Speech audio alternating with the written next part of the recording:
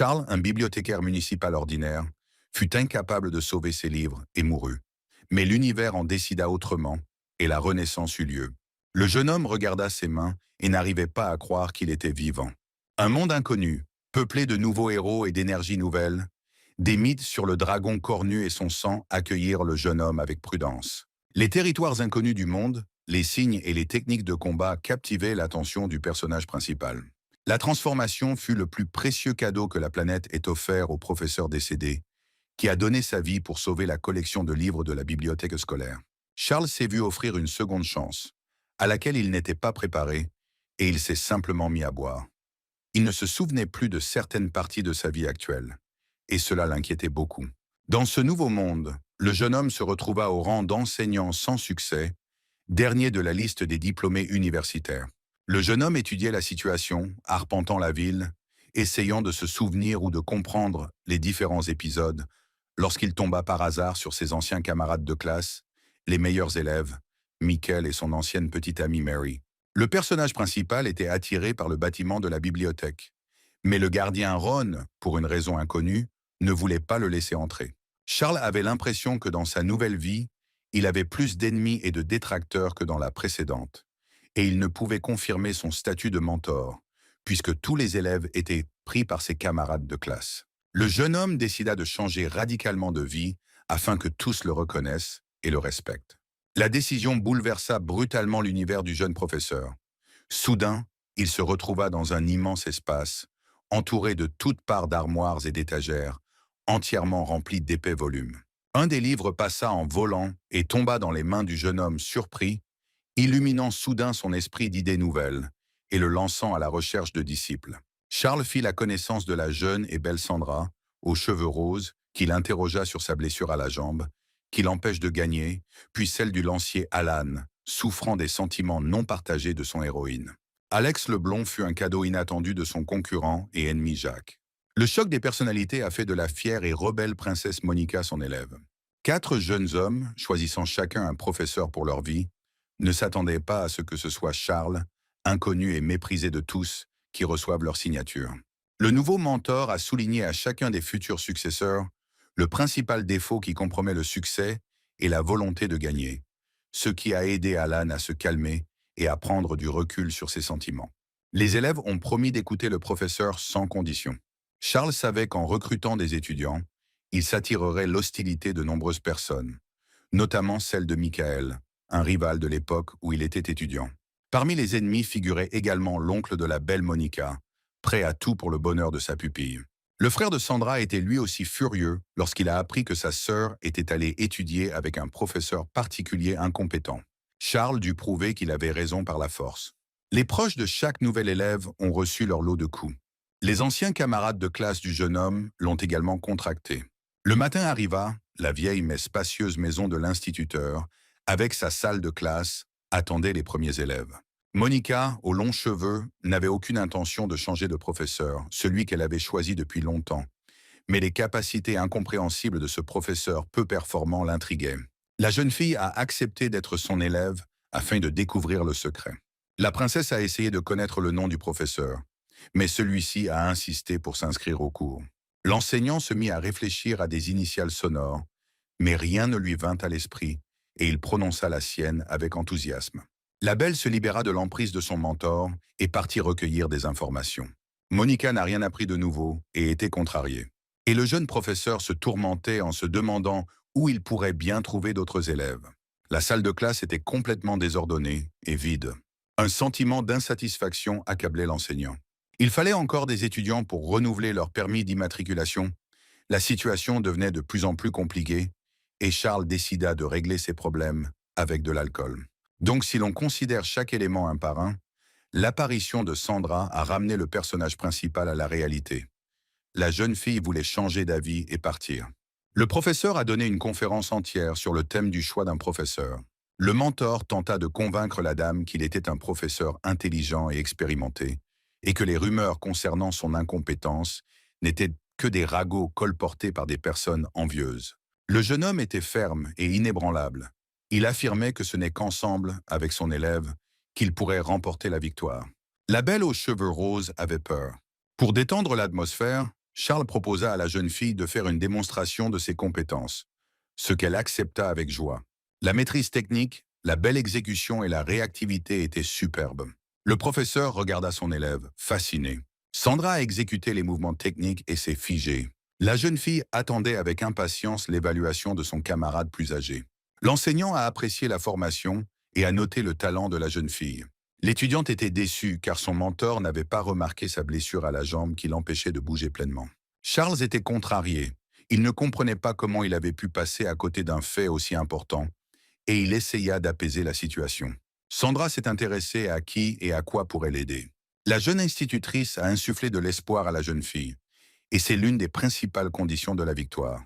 Les yeux de la belle pétillaient et elle sourit.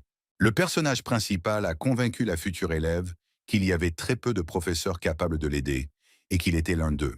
Charles a indiqué qu'il était en train de recruter un petit groupe d'étudiants et que les cours commenceraient bientôt. Le plan a fonctionné et la jeune fille a demandé à être inscrite au cours. L'homme a immédiatement sorti la plaque d'immatriculation. Le contrat a été signé. Charles comptait désormais son premier élève officiel sur sa liste. La jeune enseignante a rappelé que les cours commenceraient dans les prochains jours. La jeune fille, ravie, courut partager la nouvelle avec ses proches. L'enseignant était lui aussi ravi de sa petite victoire. Le mentor était enthousiasmé par le fait que la licence serait désormais conservée et que le logement et les locaux de travail fournis resteraient après les siens. Charles a prévu de s'investir pleinement dans le processus d'apprentissage afin de ne pas avoir honte de son professeur. Un tourbillon d'air s'empara du jeune homme, l'arrachant à ses pensées sérieuses. L'instant d'après, le professeur était assis devant les immenses portes de la bibliothèque. C'était précisément la bibliothèque du chemin céleste dont cet homme rêvait sans cesse ces derniers temps, qui le fascinait et l'attirait irrésistiblement. Un nombre incalculable de livres entourait l'ancien bibliothécaire. Charles décida de prendre la brochure. Le jeune homme s'approcha de l'étagère la plus proche où se trouvaient une centaine de volumes épais et colorés et prit le livre. Une main passa soudainement à travers une rangée de livres. Cette luxueuse bibliothèque flottante manquait de l'essentiel, des livres. Revenant à la réalité, le jeune homme rentra chez lui à pied et se demanda si un dépôt céleste de grimoires inexistant pouvait bien servir à quelque chose. Ces nouvelles informations ont fatigué Charles et il est allé prendre un goûter. Il était impossible de rejoindre la cantine tranquillement. Un autre ancien camarade de classe, Jacques, devenu professeur très réputé, était en route pour la réunion. Son collègue et un groupe de ses nouveaux étudiants ont accueilli le perdant avec des rires et des moqueries. Un camarade de classe a raconté à la jeune génération l'histoire de la note 0 de son ami et ils ont passé un excellent moment. Les élèves ont été surpris par la mauvaise note attribuée par le professeur à l'examen final. Charles a répliqué verbalement et a conseillé à son collègue de ne pas se vanter. Jacques était furieux. Il ne s'attendait pas à une telle pression sur ses protégés. La querelle entre les jeunes professeurs se déroula au sein d'un cercle de nouveaux élèves qui écoutaient attentivement les paroles de la génération plus âgée. Soudain, une voix forte s'éleva pour défendre l'enseignant qui n'avait pas réussi. Sandra s'avança dans la foule, suivie de sa parente âgée qui peinait à la suivre. L'homme a tenté de persuader la jeune fille de changer de mentor et de refuser d'étudier dans la classe du perdant. Jacques profita de la situation, riant du fait que la jeune fille allait quitter son maître avant même d'avoir commencé ses études. Charles est intervenu dans une dispute entre une jeune étudiante et un membre de sa famille, lui demandant si son désir de quitter le cours était justifié. Sandra ne voulait pas offenser la nouvelle enseignante et ne savait pas quoi répondre. Le jeune homme décida de faire du chantage, expliquant à son parent que s'il refusait d'étudier, aucun des professeurs ne voudrait prendre la jeune fille. Le personnage principal craignait de rater sa seule chance et tenta de persuader le couple de changer d'avis. Le malicieux Jacques intervint dans la conversation, déclarant qu'il serait heureux d'emmener la jeune fille étudier avec lui. Les jeunes hommes se disputèrent et décidèrent d'organiser un concours ouvert entre eux afin d'attirer les étudiants. Jacques avait confiance en ses capacités. Charles n'avait d'autre choix que d'accepter afin de ne pas perdre son unique pupille. Élèves et enseignants se sont rassemblés dans la cour de l'école pour assister à ce spectacle rare. Conformément au règlement de l'université, les enseignants devaient échanger leurs étudiants et après l'examen, leur indiquer le chemin le plus court vers la réussite. Un peu nerveuse, Sandra fut la première à faire la démonstration de ses compétences. Le coup porté par la jeune fille était suffisamment puissant pour être visible à l'écran par l'examinateur de force, mais l'exécution laissait à désirer. Jacques a évalué la force et l'endurance de l'élève et a suggéré la présence d'une ancienne blessure à la jambe, qui l'empêchait d'améliorer ses résultats. Charles était sous le choc. Il ne comprenait pas comment son adversaire avait pu accomplir la tâche aussi facilement. S'étant isolé avec la belle aux cheveux roses, le nouveau professeur lui donna quelques conseils tactiques.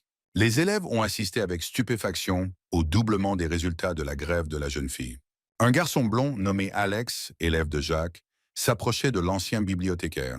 Le jeune mentor a interrompu la compétition. Il essayait de gagner du temps.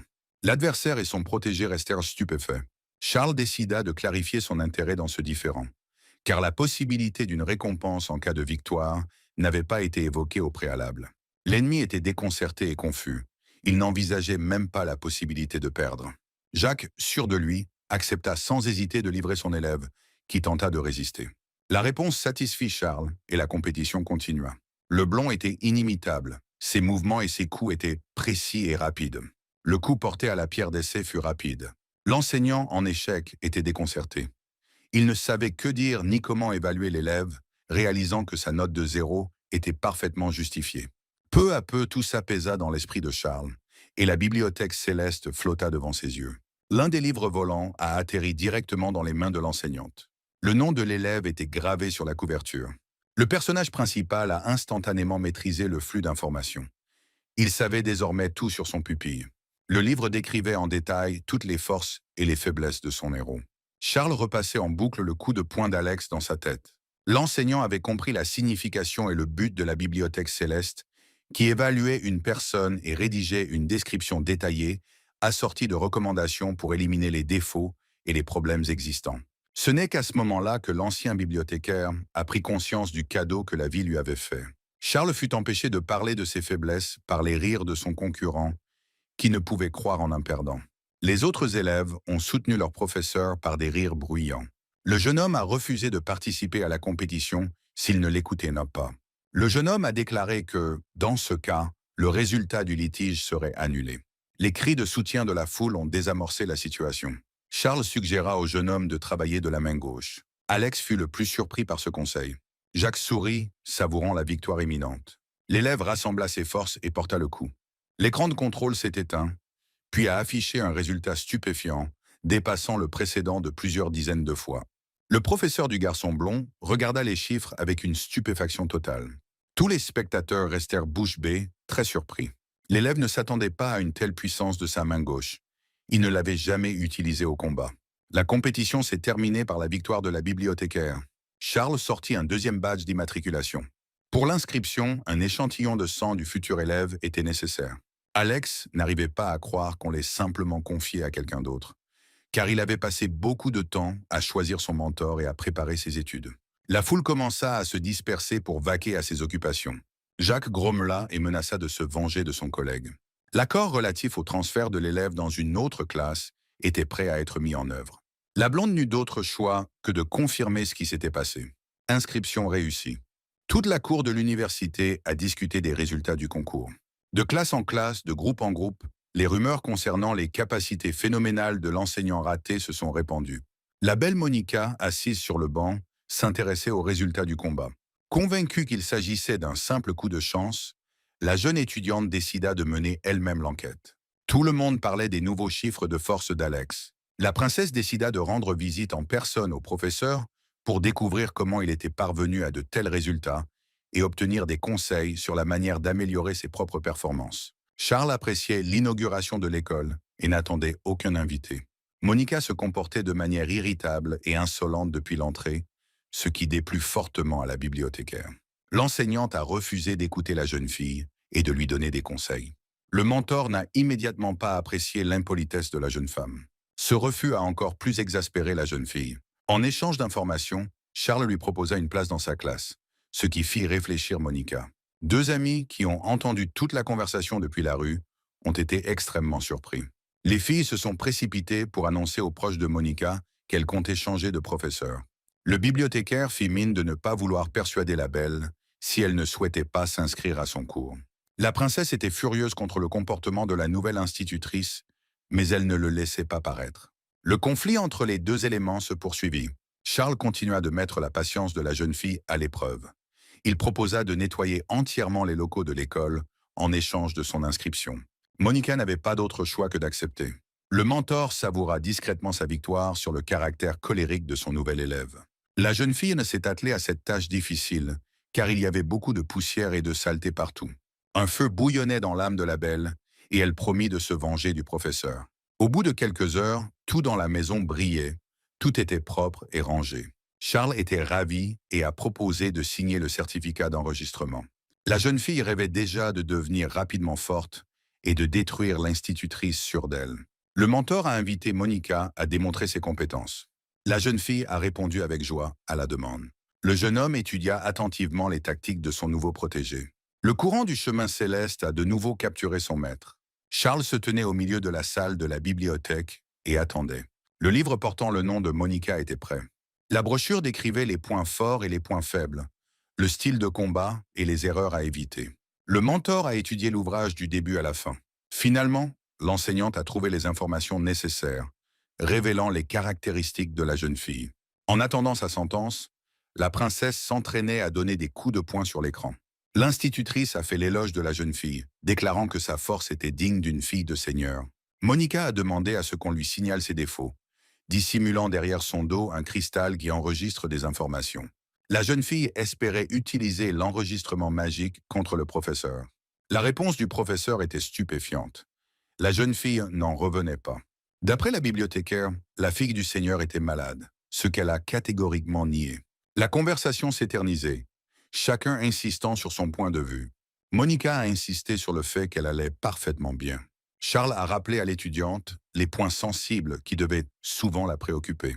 L'enseignante a gardé le silence sur le caractère peu glorieux et l'irritabilité constante de la jeune fille. Ce qui a été dit a choqué l'élève. Son professeur avait raison. Le mentor était ravi. Il avait réussi à dompter le caractère difficile de Monica. L'élève, pensive, demanda s'il existait une solution à son problème. L'expérience de l'enseignante transparaissait instantanément aux yeux de la jeune fille. Elle commença à croire tout ce qui était dit et promit de venir en cours. Au cours des leçons, le mentor lui a promis de lui apprendre à gérer ses faiblesses. L'information reçue n'était pas destinée à une large diffusion et la bibliothécaire a rappelé l'existence de l'enregistrement de la conversation. Monica fut surprise par les connaissances de l'enseignante. Ne souhaitant pas révéler son secret, elle brisa le cristal. La jeune fille commença à faire de plus en plus confiance à son mentor. Le professeur est parti en formation, rappelant une fois de plus à l'élève l'importance d'assister aux cours. Soudain, un homme en colère apparut au loin. Il s'est avéré que c'était l'oncle de Monica, qui était extrêmement mécontent du changement de professeur et tenait à régler le problème. La belle fut surprise par l'apparition soudaine de son parent et par son humeur. L'oncle a tenté de convaincre le jeune homme d'exclure la fille des listes, menaçant de faire renvoyer l'enseignant. Les paroles de Monica le découragèrent. Elle admit avoir elle-même choisi le nouveau professeur. La fille du Seigneur a insisté sur son choix. La querelle familiale s'envenimait. Personne ne voulait céder. Le proche de la jeune fille en était furieux. L'homme ne s'est pas calmé. Il a ordonné la libération de son pupille et a menacé de tuer l'enseignant. Monica fit de son mieux pour calmer son oncle en colère. La jeune fille prit son parent par la main et le ramena chez lui. Elle avait déjà commencé à craindre pour son mentor, connaissant le caractère de ses proches. Le jeune homme ne comprenait rien. Il recrutait simplement des étudiants. D'où venait une telle haine de la part de ceux qui l'entouraient? À ce moment-là, deux amis de l'adolescent passaient devant la clôture de l'école de Charles en parlant fort. L'homme à la lance était visiblement contrarié. On lui avait refusé l'inscription à un cours et il devait attendre la prochaine session. Son interlocuteur a essayé de le calmer. Les garçons se sont redressés en voyant le panneau de l'école. Les amis jetèrent un coup d'œil dans la cour et entrèrent dans la salle de classe. Le mobilier leur parut très vieux. Un professeur était assis à une grande table au fond de la salle. Un ami a demandé à inscrire un garçon à l'école, au nom de son camarade timide et armé. Charles était ravi, et le jeune homme n'avait pas le choix. Les autres mentors avaient déjà terminé le recrutement des étudiants. L'homme avec la lance s'appelait Alan, et il avait l'air vraiment contrarié.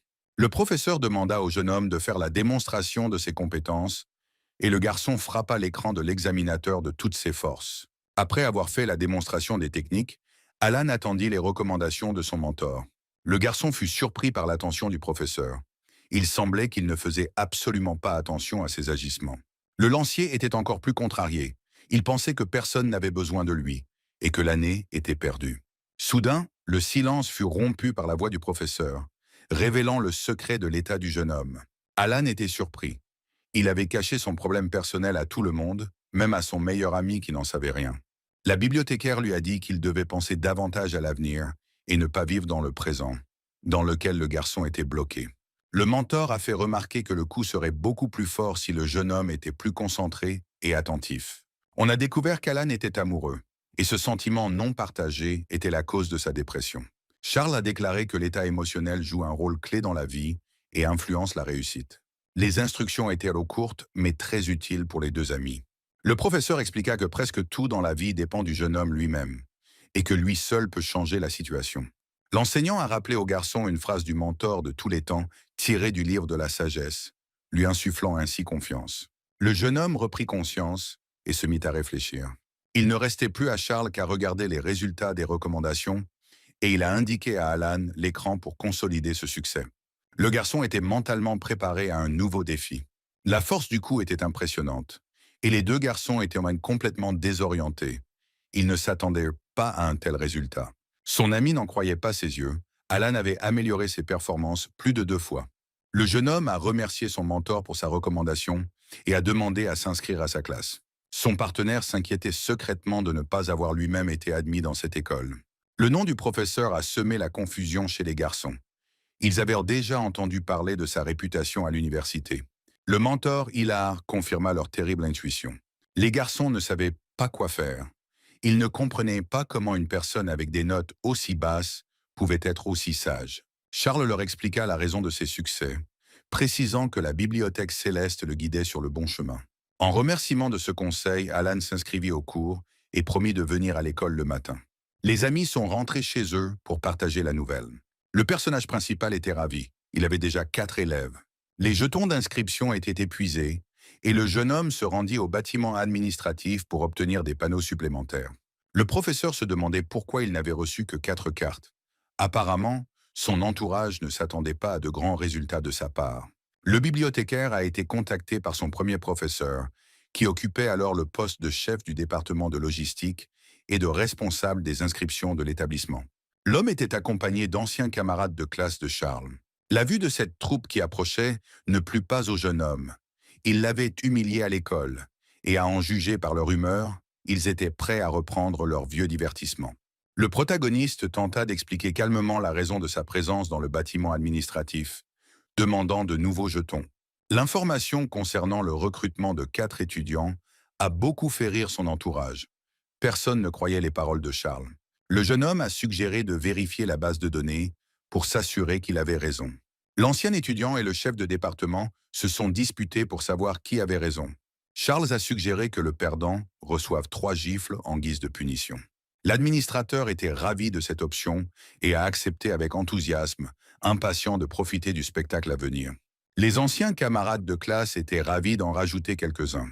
Le registre des étudiants inscrits était posé sur le comptoir, et les jeunes gens commencèrent à étudier le document. À chaque page tournée, la surprise des garçons grandissait. Dans le registre du jeune mentor, il y avait bien 4 étudiants. Le premier professeur a personnellement revérifié les notes et est devenu violet de colère.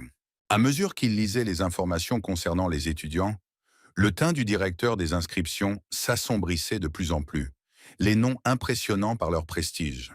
Le chef de département ne croyait pas que les enfants soient venus eux-mêmes à l'école du perdant. Il a accusé son ancien élève de tromperie. Charles restait imperturbable. Il savait que tout était juste.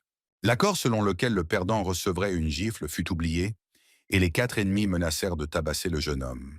Le bel homme aux longues jambes, qui se considérait comme un génie et était très fier de lui, était particulièrement indigné. L'administrateur a envoyé ses hommes régler le compte du perdant à sa place. Quelques secondes à peine s'étaient écoulées avant que l'un d'eux ne gît déjà sur le sol dans une mare de sang. Aucun de ces ignobles agresseurs ne comprenait comment cela s'était produit. Le protagoniste était prêt à parer le prochain coup. Les 3 autres, oubliant tout honneur, se précipitèrent dans la bataille. Il fallut un moment à la bibliothécaire pour se concentrer mentalement sur chacun des contrevenants. Les manuscrits magiques révélaient les faiblesses secrètes des ennemis. Les connaissances acquises se révélèrent utiles, et les adversaires tombèrent les uns après les autres. D'un seul coup, en plein dans le mille, Charles neutralisa les assaillants. L'ancien mentor, qui ne croyait pas en son protégé, a été particulièrement touché. Les coupables, qui avaient reçu ce qu'ils méritaient, avait du mal à se relever du sol. Charles expliqua que pour vaincre un ennemi, la force ne suffit pas, il faut aussi du savoir. Le jeune homme a affirmé que chaque personne possède des points vitaux spécifiques sur son corps, dont le simple fait de les toucher peut même être mortel. Les ennemis ne comprenaient pas ce qui leur était arrivé, ni comment un camarade de classe faible avait pu les vaincre. Ils en conclurent qu'il s'agissait simplement d'un coup de chance et recommencèrent à proférer des menaces de violence. Le chef de département a menacé de le licencier parce que le jeune professeur avait agressé et battu un responsable dans les locaux de l'université. Charles dut faire appel aux connaissances secrètes supplémentaires qu'il avait acquises dans la bibliothèque céleste et rappela à l'administrateur qu'il avait volé des bijoux à une personne de haut rang pour les donner à une autre. Un bibliothécaire a accusé un ancien camarade de classe d'avoir empoisonné son frère afin de s'emparer de son entreprise. À présent, toutes les personnes présentes dans la pièce étaient véritablement sous le choc. Les ennemis rampèrent jusqu'au jeune homme à genoux, implorant sa pitié et le silence. Le personnage principal a prévenu qu'il ne souhaitait pas régler les problèmes du passé, mais que si on s'en mêlait, il transmettrait sans hésiter l'information aux autorités supérieures. Le chef de département a personnellement remis au jeune mentor une boîte entière de jetons d'inscription. Satisfait, Charles se rendit à son école. Le jeune homme remercia intérieurement la bibliothèque du chemin céleste, qui, une fois de plus, lui avait sauvé l'honneur et la vie. En passant près de l'étang, le mentor vit sur la rive un homme corpulent qui s'avançait lentement vers l'eau, avec l'intention de se suicider. Deux amis tentèrent de le dissuader et l'éloignèrent du bord. Les forces étaient inégales. L'adolescent obèse a entraîné ses amis dans l'eau, ils n'ont pas pu le maîtriser. L'un des amis agrippa l'autre, et la chaîne glissa d'un pas assuré droit dans le lac. L'enseignant ne souhaitait pas intervenir, mais il était nécessaire de secourir d'urgence les sauveteurs. Alors l'homme corpulent agrippa la jambe du mentor et tenta de poursuivre son chemin vers l'eau. Il était bouleversé et ne voulait plus vivre. Les assistants, ravis, se sont empressés de s'éloigner de leur ami. Charles s'enquit des raisons du comportement inapproprié du garçon et apprit qu'il avait fréquenté 10 écoles et que tous les enseignants avaient refusé de l'inscrire. Une conversation avec un mentor inconnu a détourné l'attention du pauvre homme de ses pensées stupides. L'enseignant lui suggéra de montrer ses compétences et ses aptitudes, et John, comme on appelait le gros homme, accepta avec joie. Ce qui caractérisait cet homme, c'était son endurance et sa résistance exceptionnelle. Il ne ressentait aucune douleur et possédait une force prodigieuse, ce qui lui permettait de casser des briques sans hésiter sur sa tête et son corps. Charles se figea de nouveau, le carrousel familier de mouvements commençant déjà à tourner dans sa tête. « Bonjour bibliothèque », pensa l'enseignante, et elle se mit à attendre le précieux ouvrage. Les informations contenues dans le livre ont surpris le maître. Le jeune professeur apprit que sur cette planète, chacun naît dans un certain état, qu'il existe plusieurs classes de combattants et des caractéristiques sanguines, et que la force, les compétences et les capacités du héros en dépendent. Chaque combattant naît avec certaines aptitudes. Le Magic Crystal Fighter est froid et calme comme la glace. Le pompier maîtrise le pouvoir de son élément. Il est fort et intrépide. Le combattant Ki est universel et possède une énergie énorme, ce qui le rend pratiquement invincible. Outre le statut du combattant, le fluide qui circule dans les vaisseaux d'une personne joue un rôle important. Le sang peut être ancien ou récent. C'est un premier niveau. L'hérédité et la variabilité sanguine revêtent une importance particulière. C'est la prochaine étape. Le groupe sanguin le plus puissant, invincible et résistant aux armes, est un groupe sanguin ancien et spécial appelé sang du dragon cornu, l'un des meilleurs en termes de protection. Et c'est ce sang qui coulait dans le corps de John. Les yeux de l'enseignante brillaient de joie. Un tel élève est absolument nécessaire dans l'équipe. L'enseignant a suggéré au garçon de s'inscrire au cours de l'école. John n'en croyait pas sa chance. Il était nécessaire d'établir une convention pour l'inscription d'un nouvel étudiant. Le jeune homme ne croyait pas qu'il étudierait lui aussi. La conversation de Charles avec l'élève fut interrompue par une phrase lancée par un ancien camarade de classe. Michael, devenu un professeur réputé, qui marchait dans la ruelle longeant la rive avec Mary, une jeune enseignante et ancienne petite amie de la bibliothécaire, et qui traita le couple qui se tenait là de décharge à ordures. La jeune fille observa attentivement son ancienne connaissance. Charles et John furent offensés par cette comparaison.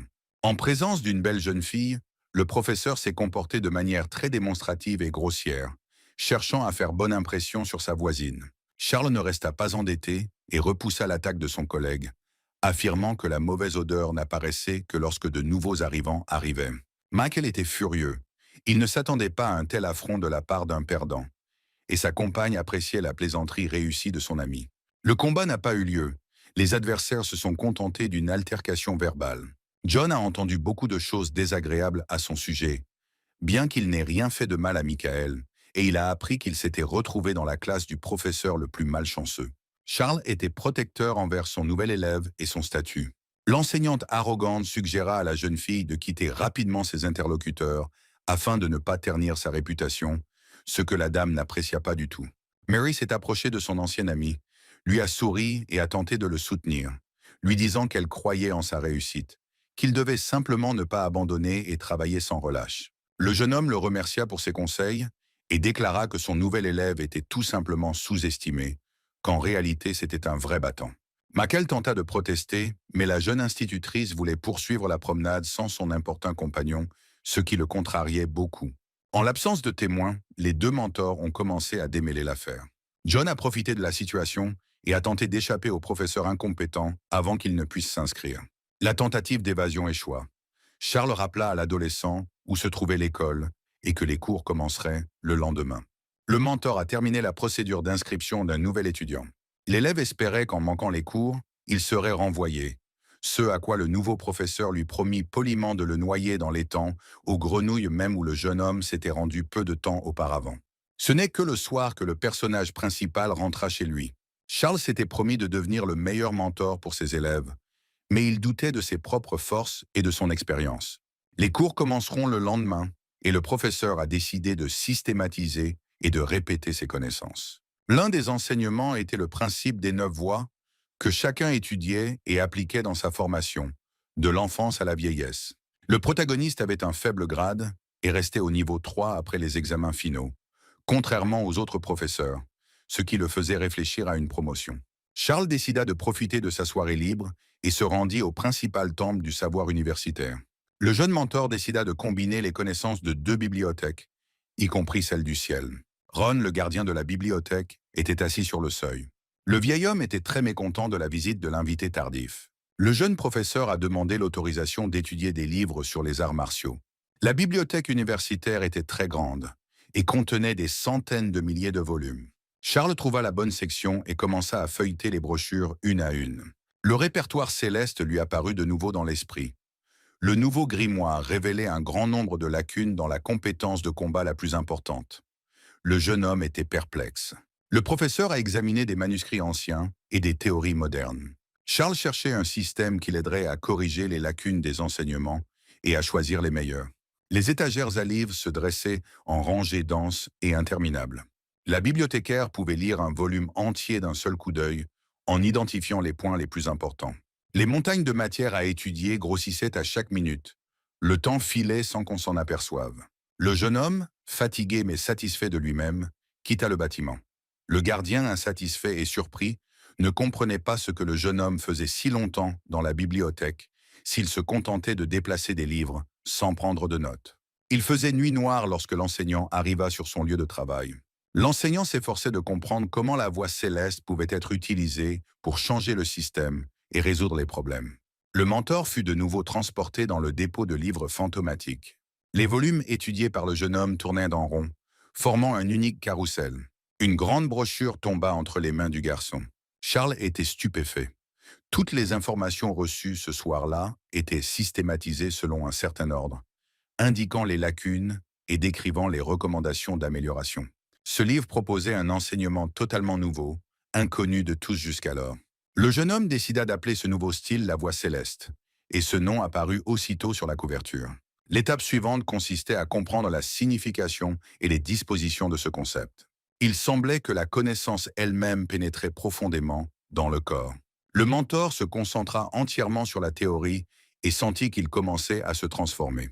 Charles estima que son niveau de connaissance et de protection, c'est-à-dire son rang, était passé d'une 3e place moyenne à une 5e place élevée. Le jeune homme essaya de comprendre comment la perestroïka avait eu lieu. Le jeune professeur s'aperçut que tous les livres qu'il avait étudiés le soir, qui faisaient partie du système généralement accepté, étaient à condenser en un seul, combinant le meilleur et corrigeant les lacunes. Les règles de la vie étaient telles que, dans l'enseignement existant, il existait 3 niveaux d'énergie QI, chacun comprenant 5 niveaux et 4 sous-niveaux. Charles réalisa qu'il avait atteint le plus haut niveau. Il était nécessaire de vérifier ses suppositions et le professeur s'est rendu à l'écran d'alimentation. La pierre d'examen était prête à passer l'épreuve. Rassemblant ses forces, le jeune homme fit un lancer. La force du coup était extrêmement puissante. Incrédule face à ce résultat, la bibliothécaire doutait du bon fonctionnement de l'équipement. Charles était un peu effrayé par ces nouvelles possibilités. Le jeune homme se tenait près de l'écran et remarqua une ombre qui scintillait dans l'obscurité. Le professeur a fait le tour de sa maison et s'est caché. L'étranger masqué tenait un poignard à la main et s'est approché furtivement de l'entrée du bâtiment. Entendant des bruits derrière lui, l'homme se retourna.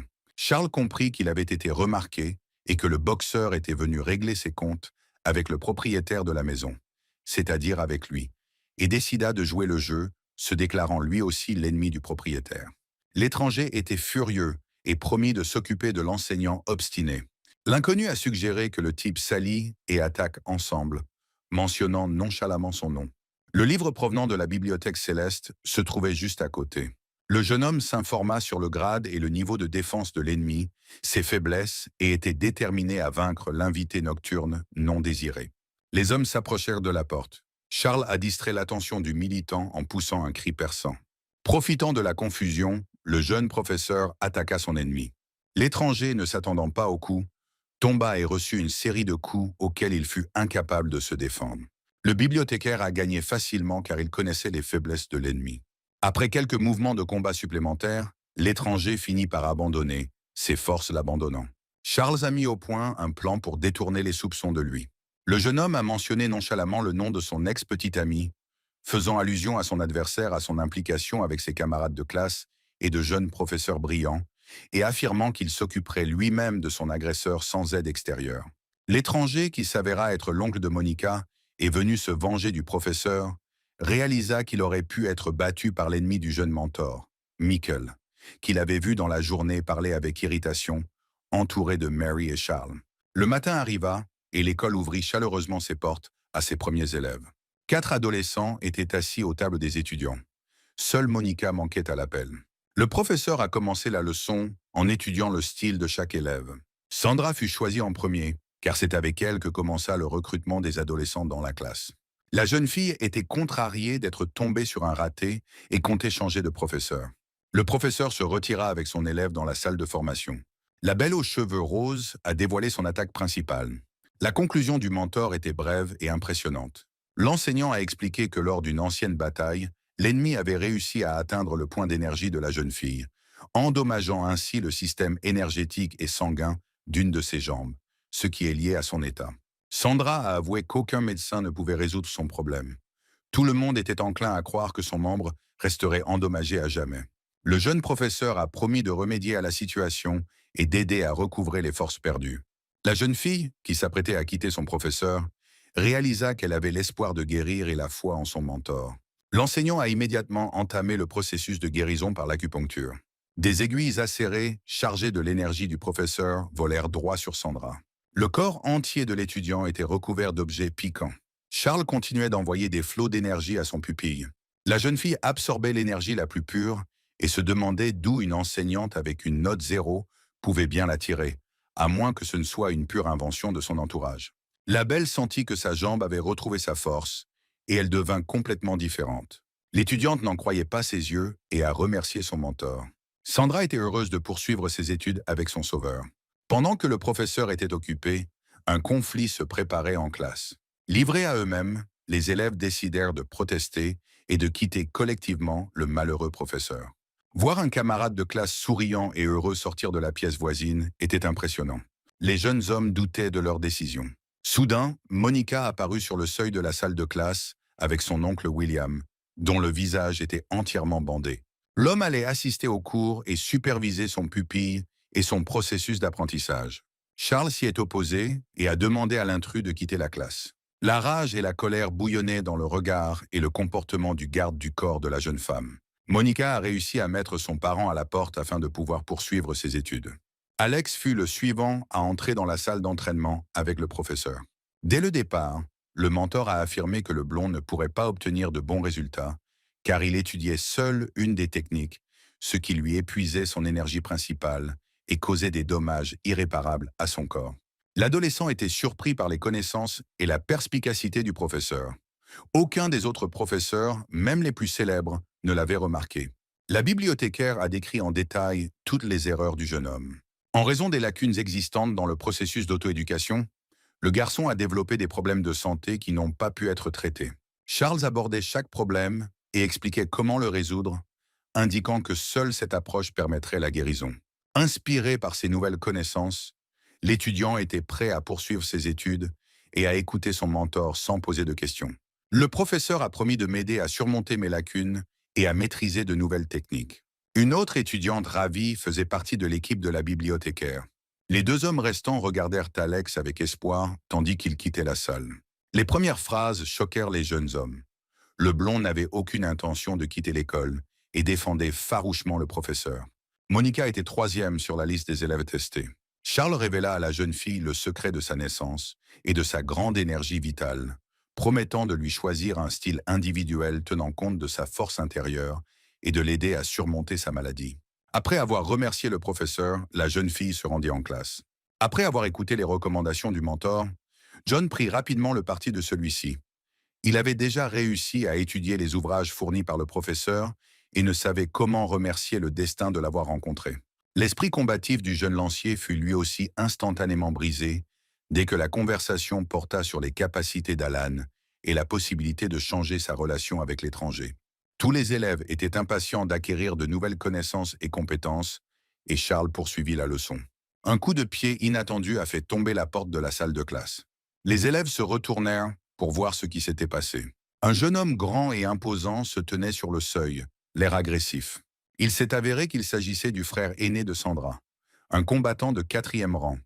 Le professeur a demandé à l'imposteur de ne pas perturber les cours et de quitter l'école. Le guerrier était prêt pour un combat à mort et n'allait pas battre en retraite. Il était venu chercher sa sœur et punir le jeune mentor pour avoir inscrit une fille dans son école. L'intrus attaqua le premier, abattant toute la force de son épée sur le professeur. La lame s'arrêta facilement entre deux doigts de la main du protagoniste. Le combattant tenta de se libérer de l'arme, mais le professeur ne lui en laissa pas l'occasion. Il tenait fermement la lame et d'un seul mouvement de la main, expulsa le tyran du portail. L'oncle William entendit le bruit de la bataille, regarda par la porte d'entrée et se réjouit que le mentor soit enfin puni. Le guerrier atterrit sur la porte entr'ouverte, écrasant le parent de Monica qui se tenait derrière. Les gémissements et les cris de colère n'ont pas empêché le personnage principal de poursuivre ses leçons. L'enseignant a facilement maîtrisé l'agresseur, démontrant ainsi sa véritable force. Les étudiants étaient sous le choc. Ils ne s'attendaient pas à une victoire aussi rapide de la part d'un mentor dont la note était nulle. Les proches blessés des pupilles, se tenant la tête fracturée, discutaient de la façon dont un guerrier de 3e rang pouvait faire preuve d'un tel niveau de combat. Pendant les cours, 2 anciens camarades de classe de Charles se sont retrouvés dans le bureau de l'administration et ont discuté de la façon dont leurs collègues ratés enseigneraient aux enfants s'ils n'avaient pas les connaissances et les compétences nécessaires. Après quelques discussions, Michael et Jacques décidèrent d'assister au cours de la bibliothécaire. En approchant de l'école, les jeunes enseignants aperçurent des hommes respectables, issus de familles nobles, qu'ils connaissaient bien. Des proches se sont plaints auprès des jeunes mentors que les personnes dont ils avaient la charge avaient été trompées et forcées illégalement d'aller à l'école. Charles a présenté sa nouvelle méthode d'enseignement à ses élèves, la comparant à la précédente, analysant ses avantages et les inconvénients de celle-ci. Les enfants étaient heureux et écoutaient attentivement chaque mot. Les étudiants n'en revenaient pas d'avoir un tel mentor. De nouveaux invités ont de nouveau interrompu le cours. Le personnage principal fut surpris par la visite de ses collègues, des professeurs très réputés. Un professeur principal a accusé une bibliothécaire de fraude concernant l'inscription des étudiants. Les jeunes mentors ont commencé à démêler les choses, en se remémorant les griefs passés. La dispute a dégénéré, chacun défendant ses propres droits. Michael a évoqué leur dernière rencontre dans la ruelle et leur camarade de classe Mary, qui est maintenant elle aussi enseignante à l'université. L'oncle William, tout bandé, se souvint que le bagarreur qu'il avait attaqué la nuit avait insulté Charles et mentionné le nom de la fille. Il comprit qu'il avait trouvé le coupable et son poing s'abattit aussitôt sur le visage du camarade de classe de la bibliothécaire. Michael, ne comprenant rien, se tenait le nez cassé et exigeait une explication. Le parent de Monica se frotta les mains avec satisfaction et se prépara à une nouvelle attaque. Il allait désormais se venger de tout. Le jeune homme se retrouva au sol et reçut coup après coup sans avoir le temps de se défendre. Le frère de Sandra a eu beaucoup de mal à prendre l'homme enragé à part. Michael, couvert de blessures et de contusions, n'arrivait pas à se calmer. Il ne comprenait pas pourquoi il avait été brutalement battu et ce qui était arrivé à cet honorable citoyen. Les étrangers ont quitté l'enceinte de l'école. Les cours se terminèrent et les élèves, satisfaits, rentrèrent chez eux. Ils savaient désormais avec certitude que leur professeur était le meilleur. Monica a demandé à son oncle ce qui s'était passé et pourquoi il avait battu l'autre mentor si violemment. Sandra a dit au revoir à l'enseignante et est allée se reposer elle aussi. À l'extérieur des grilles de l'école, le frère a saisi la fillette par la main et l'a emmenée de force chez lui. L'homme a annoncé à sa sœur qu'elle ne serait plus dans cette classe. La jeune fille, surprise et contrariée par les paroles de son frère, attendait avec impatience le lendemain pour retourner en classe. Humilié et battu, Michael marcha avec son ami jusqu'au bureau et ils ourdirent leur vengeance. Les garçons ne comprenaient pas la raison de la colère de William. Les camarades de classe ont tout reproché à Charles et chacun est parti de son côté. Un scandale attendait Sandra à la maison. Le père, furieux, a réprimandé la jeune fille et a insisté pour qu'elle quitte l'école de cette malheureuse institutrice. Le chef de famille a promis de faire changer la fille de classe. De nombreux proches ont soutenu leur parente et ont reproché à la pupille qui tentait désespérément et en vain de protéger son mentor. Les proches ne se calmèrent pas, sans prêter attention aux paroles de l'enfant. Sandra n'a pas supporté la pression et a forcé tout le monde à se taire avec son cri. Le père a dit à la jeune fille que si elle retournait à l'école sans son consentement, il ne la laisserait plus jamais entrer dans la maison. Comprenant que les mots étaient inutiles, la belle aux cheveux roses décida de montrer sa force par l'action en s'approchant du poteau électrique de sa maison. Ce double coup de pied a battu tous les records à l'écran. Les proches restèrent figés d'étonnement. Ils virent de leurs propres yeux que la jeune fille était guérie et pleine de force. Le chef de famille était le plus surpris et le plus ravi. Il savait combien de guérisseurs avaient essayé de soigner l'enfant. Le père a commencé à interroger sa fille sur ce qu'ils faisaient en classe, sur ce qu'ils étudiaient, et a conseillé à Sandra de ne pas quitter le professeur. La journée avait été difficile pour Charles. Le soir venu, il décida de poursuivre ses études de littérature et retourna à la bibliothèque universitaire. Il voulait devenir le meilleur professeur pour ses élèves et pour cela, il avait besoin de connaissances. Le gardien Ron resta assis à sa place habituelle et n'autorisa pas le jeune homme à entrer. Le vieil homme laissa aussitôt entrer dans le hall Marie, qui s'était approché de la bibliothèque. Le jeune professeur était indigné, car lui aussi était venu chercher le savoir. L'ex-petit ami a apporté son soutien à sa collègue de manière inattendue, et le gardien n'a eu d'autre choix que de laisser entrer les deux visiteuses. Sans prêter attention à son intercesseur, Charles se précipita vers les livres. L'enseignante ne s'attendait pas à un tel zèle pour le savoir. Elle espérait pouvoir communiquer avec le jeune homme. Le jeune mentor comprit qu'il n'y aurait peut-être pas de prochaine fois. Il devait donc avoir le temps d'étudier toute la littérature disponible. Voyant sa collègue absorbée par les ouvrages, Mary était tourmentée par la question de savoir pourquoi le gardien ne voulait pas laisser l'enseignante entrer dans la bibliothèque. La jeune fille décida de surveiller Charles et de découvrir ce qu'il comptait faire ici. Le jeune homme feuilletait avec enthousiasme livre après livre, sans prêter attention à ceux qui l'entouraient et sans rien remarquer. Il faisait nuit et les visiteurs ne quittaient pas le bâtiment du dépôt de livres. Marie, ne voyant rien de répréhensible, se mit elle aussi à lire. Après avoir analysé les informations tirées des manuscrits, Charles réalisa qu'il avait trouvé une méthode d'entraînement pour Monica. Le jeune homme fut surpris de constater que plusieurs heures s'étaient écoulées et que son camarade de classe n'avait toujours pas quitté la salle de lecture. En sortant, Ron arrêta le jeune professeur. Il n'appréciait pas que Charles se contente de déplacer des livres sans en approfondir le contenu et sans prendre de notes. Il ignorait qu'il suffisait de quelques secondes au jeune homme pour maîtriser la matière. Le vieil homme était indigné et accusait le garçon de paresse. Le personnage principal fit ses adieux et déclara qu'il ne reviendrait pas, puisqu'il avait assimilé toute la littérature disponible sur place. Marie, qui était sortie après lui, arrêta le maître. La jeune fille voulut mettre à l'épreuve son collègue, qui ne lui avait pas prêté attention de toute la soirée, et lui demanda de lui expliquer une recette ancienne, en modifiant délibérément le texte. Le protagoniste a mis en évidence les erreurs commises par l'enseignant et a indiqué l'endroit où l'on pouvait trouver les informations nécessaires. Son ancien camarade de classe était extrêmement surpris. La réponse était correcte. Ron, qui avait entendu la conversation des jeunes gens, décida lui aussi d'examiner le jeune homme.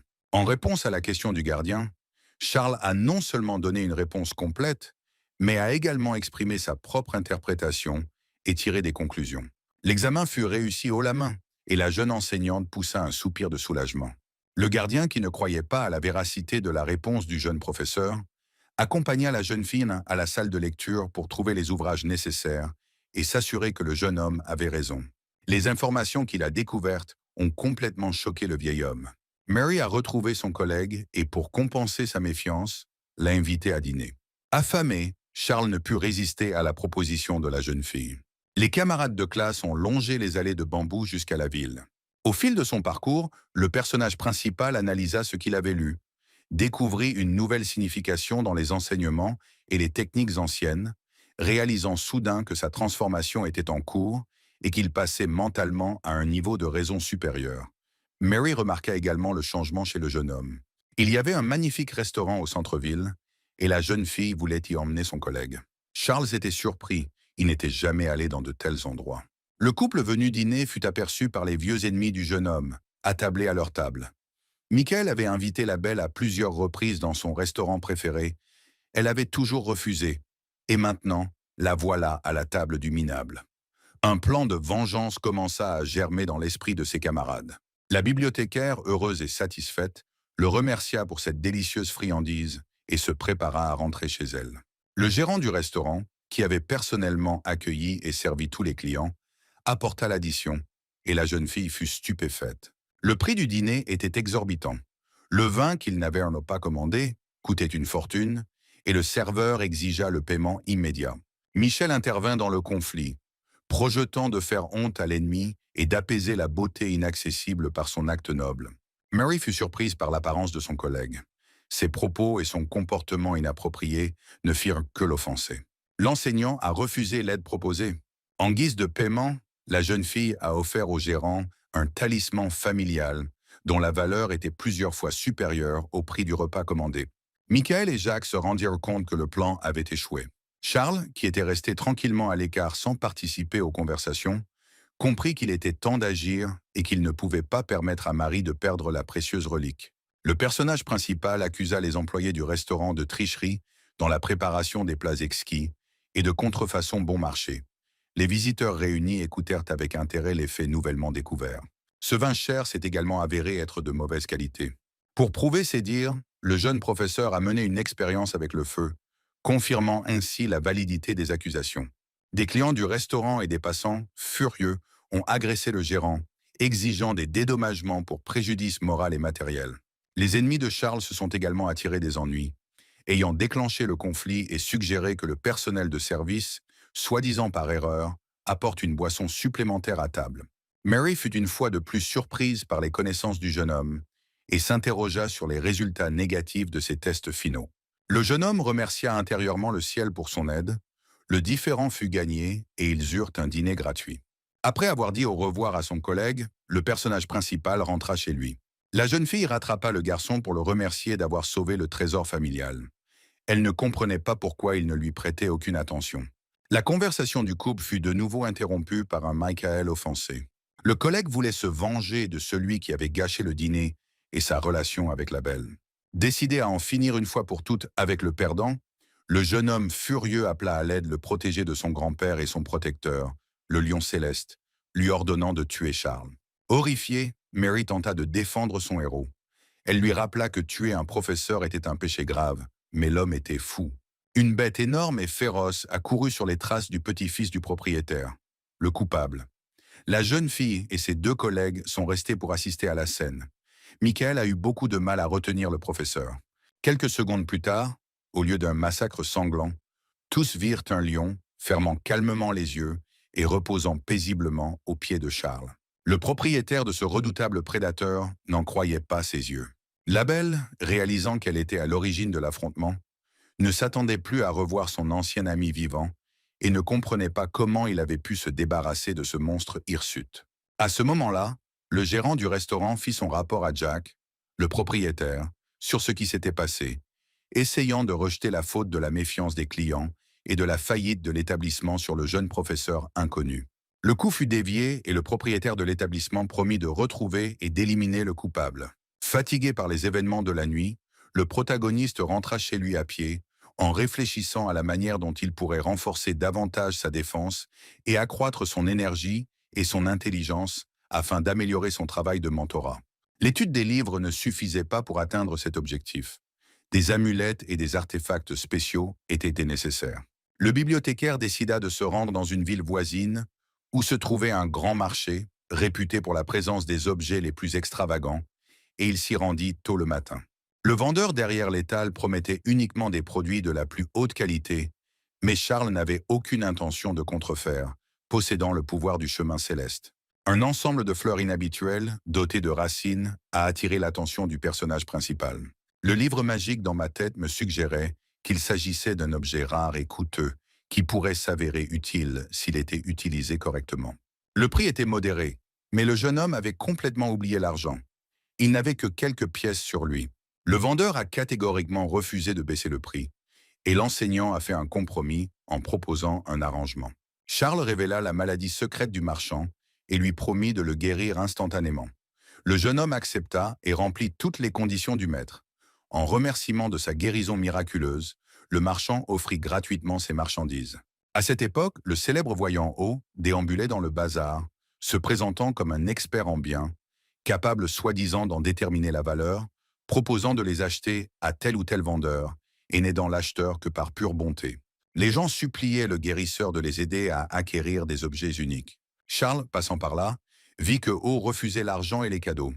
Il choisit 5 personnes chanceuses, leur montra quels biens étaient inestimables et proposa de les acheter pour une somme importante, supposément bien inférieure à leur valeur réelle. Le livre céleste tomba entre les mains de la bibliothécaire et il devint clair que la voyante était une escroc ordinaire qui avait conspiré avec les vendeurs et les avait aidés à vendre leurs marchandises à prix d'or, puis à se partager les profits. Le jeune professeur ne voulait pas intervenir, mais le prophète lui-même l'avait choisi comme victime heureuse. Il était inutile de refuser, la foule autour de lui était envieuse et ne comprenait pas pourquoi il n'était pas heureux. Le personnage principal s'est vu proposer le produit à un prix exorbitant. Malgré l'indignation du public, il a refusé, connaissant le véritable coût de l'article. L'insistance de la voyante imaginaire exaspéra le jeune homme, qui finit par dire la vérité aux gens, révélant le véritable prix des marchandises à l'aide de l'exemple de ses derniers achats. Haut, confus, s'est empressé de partir, mais les témoins et les clients trompés ont exigé le paiement et un remboursement. Le personnage principal continua à marcher dans la rue, à la recherche d'une librairie, espérant avoir de la chance et trouver soudain des ouvrages sur l'augmentation des niveaux d'énergie et l'accès au 6e rang. La belle vendeuse derrière le comptoir fut surprise par le sujet abordé. Elle appréciait le jeune homme pour sa culture, son intelligence et sa force intérieure qu'elle avait ressentie dès son entrée dans le magasin. La jeune fille accepta de l'aider, lui conseillant de contacter lui-même le précepteur de l'empereur, qui vivait dans cette ville et possédait une grande bibliothèque personnelle, et elle l'accompagna jusqu'à sa maison, l'avertissant que le maître aimait organiser des tests et des examens. Le sage mentor d'un haut fonctionnaire vivait dans un modeste bâtiment, refusant une place au palais. Les interlocuteurs n'eurent pas le temps d'atteindre les portes lorsqu'ils furent rattrapés par un jeune cavalier sur un magnifique cheval blanc. Il s'agissait de Lucas, le plus jeune fils du chef de l'État. Une fois descendu de cheval, le bel homme s'indigna que son amie Dorothy ait amené un étranger rendre visite à l'institutrice. Ouvrant la porte, le domestique du propriétaire reconnut les invités et les invita à entrer. Les jeunes gens entrèrent dans la vaste salle d'attente. Le grand mentor qui apparut fut heureux de revoir ses jeunes connaissances. Un étranger qui contemplait un tableau peint à la main attira l'attention du maître, qui proposa d'analyser l'œuvre d'art. Le personnage principal, grâce à la magie de la bibliothèque céleste, a décelé tous les pièges du chef-d'œuvre. Il a découpé la couche extérieure de la toile, révélant ainsi la véritable apparence du dessin. Derrière la coque extérieure se cachait une toute autre réalité. Satisfait, le professeur poursuivit l'examen et montra le chef-d'œuvre suivant, représentant un énorme prédateur. Charles fit remarquer les erreurs du dessin, ce qui surprit le propriétaire et effraya Dorothy, qui regretta d'avoir amené le courageux jeune homme. Le maître suggéra à la jeune fille de présenter l'invité, ce qui la mit dans une situation très embarrassante, car les jeunes gens n'avaient même pas eu le temps de faire connaissance. L'héritier de l'empereur se réjouit que son ami n'ait même pas prononcé le nom du jeune homme, ce qui signifiait qu'ils ne se connaissaient pas. Charles se présenta, et le maître de maison, avec dignité, l'appela « jeune maître », le donnant ainsi en exemple aux jeunes gens présents. Le mentor a demandé au jeune professeur de donner plus souvent des cours à ses nouveaux élèves, afin d'améliorer leurs connaissances en peinture. Charles demanda au maître de lui montrer la bibliothèque. Tel était le but de sa visite chez cet homme respecté. La collection de livres était certes importante, mais il n'y avait pratiquement aucune brochure sur le thème du développement personnel et de l'obtention du 6e rang. La bibliothécaire feuilletait volume après volume, étudiant de nouvelles informations. La voix céleste a concentré les informations qu'elle a reçues dans un seul livre. Il s'avère que toute l'énergie qui, interne, dépend de la force du corps et du niveau de développement de la pensée. Ce n'est qu'en développant conjointement tous ces aspects que l'on peut obtenir des résultats élevés. Un nouvel élan d'énergie s'empara du personnage principal. Il réalisa qu'une restructuration avait eu lieu et grâce à de nouvelles connaissances, il passa au niveau supérieur. Le maître lui-même remarqua les changements chez l'invité et s'enquit du bien-être du jeune homme, en lui touchant légèrement l'épaule. Charles se retourna à peine et le propriétaire de la maison fut projeté dans un coin de la pièce. Le sage mentor comprit que le jeune homme avait traversé le processus de promotion et ne s'était pas encore adapté à sa nouvelle condition et à sa nouvelle force. Afin de déterminer le niveau d'énergie du protagoniste, le maître lui a suggéré de tester sa force sur la colonne d'examen et de s'entraîner avec Lucas, qui détient le 5e rang. Le bibliothécaire accepta de participer au combat, mais décida d'utiliser son nouveau pouvoir à mi-capacité. Un simple effort suffit au jeune homme pour assommer le prince. Lucas a refusé de poursuivre son entraînement en raison de problèmes de santé. Charles ne comprenait pas à quel niveau il se situait, car il avait tellement changé. Une colonne de force préparée attendait le sujet. La jeune enseignante était prête et a appuyé sur l'écran. Le résultat obtenu a dépassé toutes les attentes, dépassant le précédent de 10 fois. Le maître fut ravi de faire la connaissance de ce jeune homme exceptionnel et l'invita à venir lui rendre visite de temps à autre, ayant appris qu'il venait de loin. Le jeune homme remercia son mentor et lui dit au revoir. En descendant la rue, le protagoniste réfléchissait à son niveau, estimant qu'il se situait entre le 5e et le 6e rang. Les pensées du professeur furent interrompues par une foule d'hommes qui suivaient le jeune homme. Le jeune maître reconnut l'escroc O, qui était accompagné de plusieurs bagarreurs. Il s'agissait des mêmes vendeurs qui n'avaient pas réussi à obtenir d'argent par la tromperie, et maintenant la bande avait soif de vengeance. Le premier à se manifester pour régler le problème fut le voyou, qui promit de s'occuper très rapidement du lanceur d'alerte. Quelques secondes plus tard, Charles toucha le point vital du géant, ne lui laissant aucune chance de gagner. On envoya au combat son meilleur assistant, qui possédait une technique de vol de faucon unique.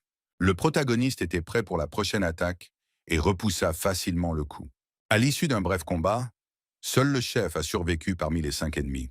L'avantage de Charles était indéniable. On n'échappa pas au sort de ses assistants et reçut sa part de châtiment. L'escroc supplia le jeune homme de ne pas le tuer, lui promettant une récompense pour sa vie.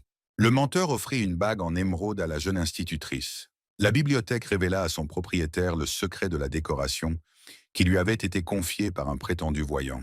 L'objet était un portail vers un coffre au trésor que O avait obtenu par la tromperie et le mensonge. Charles voulait enfin sevrer l'escroc de ses mensonges, et en frappant au point faible, il protégea les gens des pouvoirs destructeurs de son adversaire, tout en lui prenant l'argent caché sous ses vêtements. O s'est rendu compte qu'il avait perdu le don d'influence hypnotique sur les autres. Pendant que Charles voyageait, se perfectionnait et se faisait de nouveaux amis, son vieil ennemi vint demander de l'aide à son grand-père, le directeur de l'université.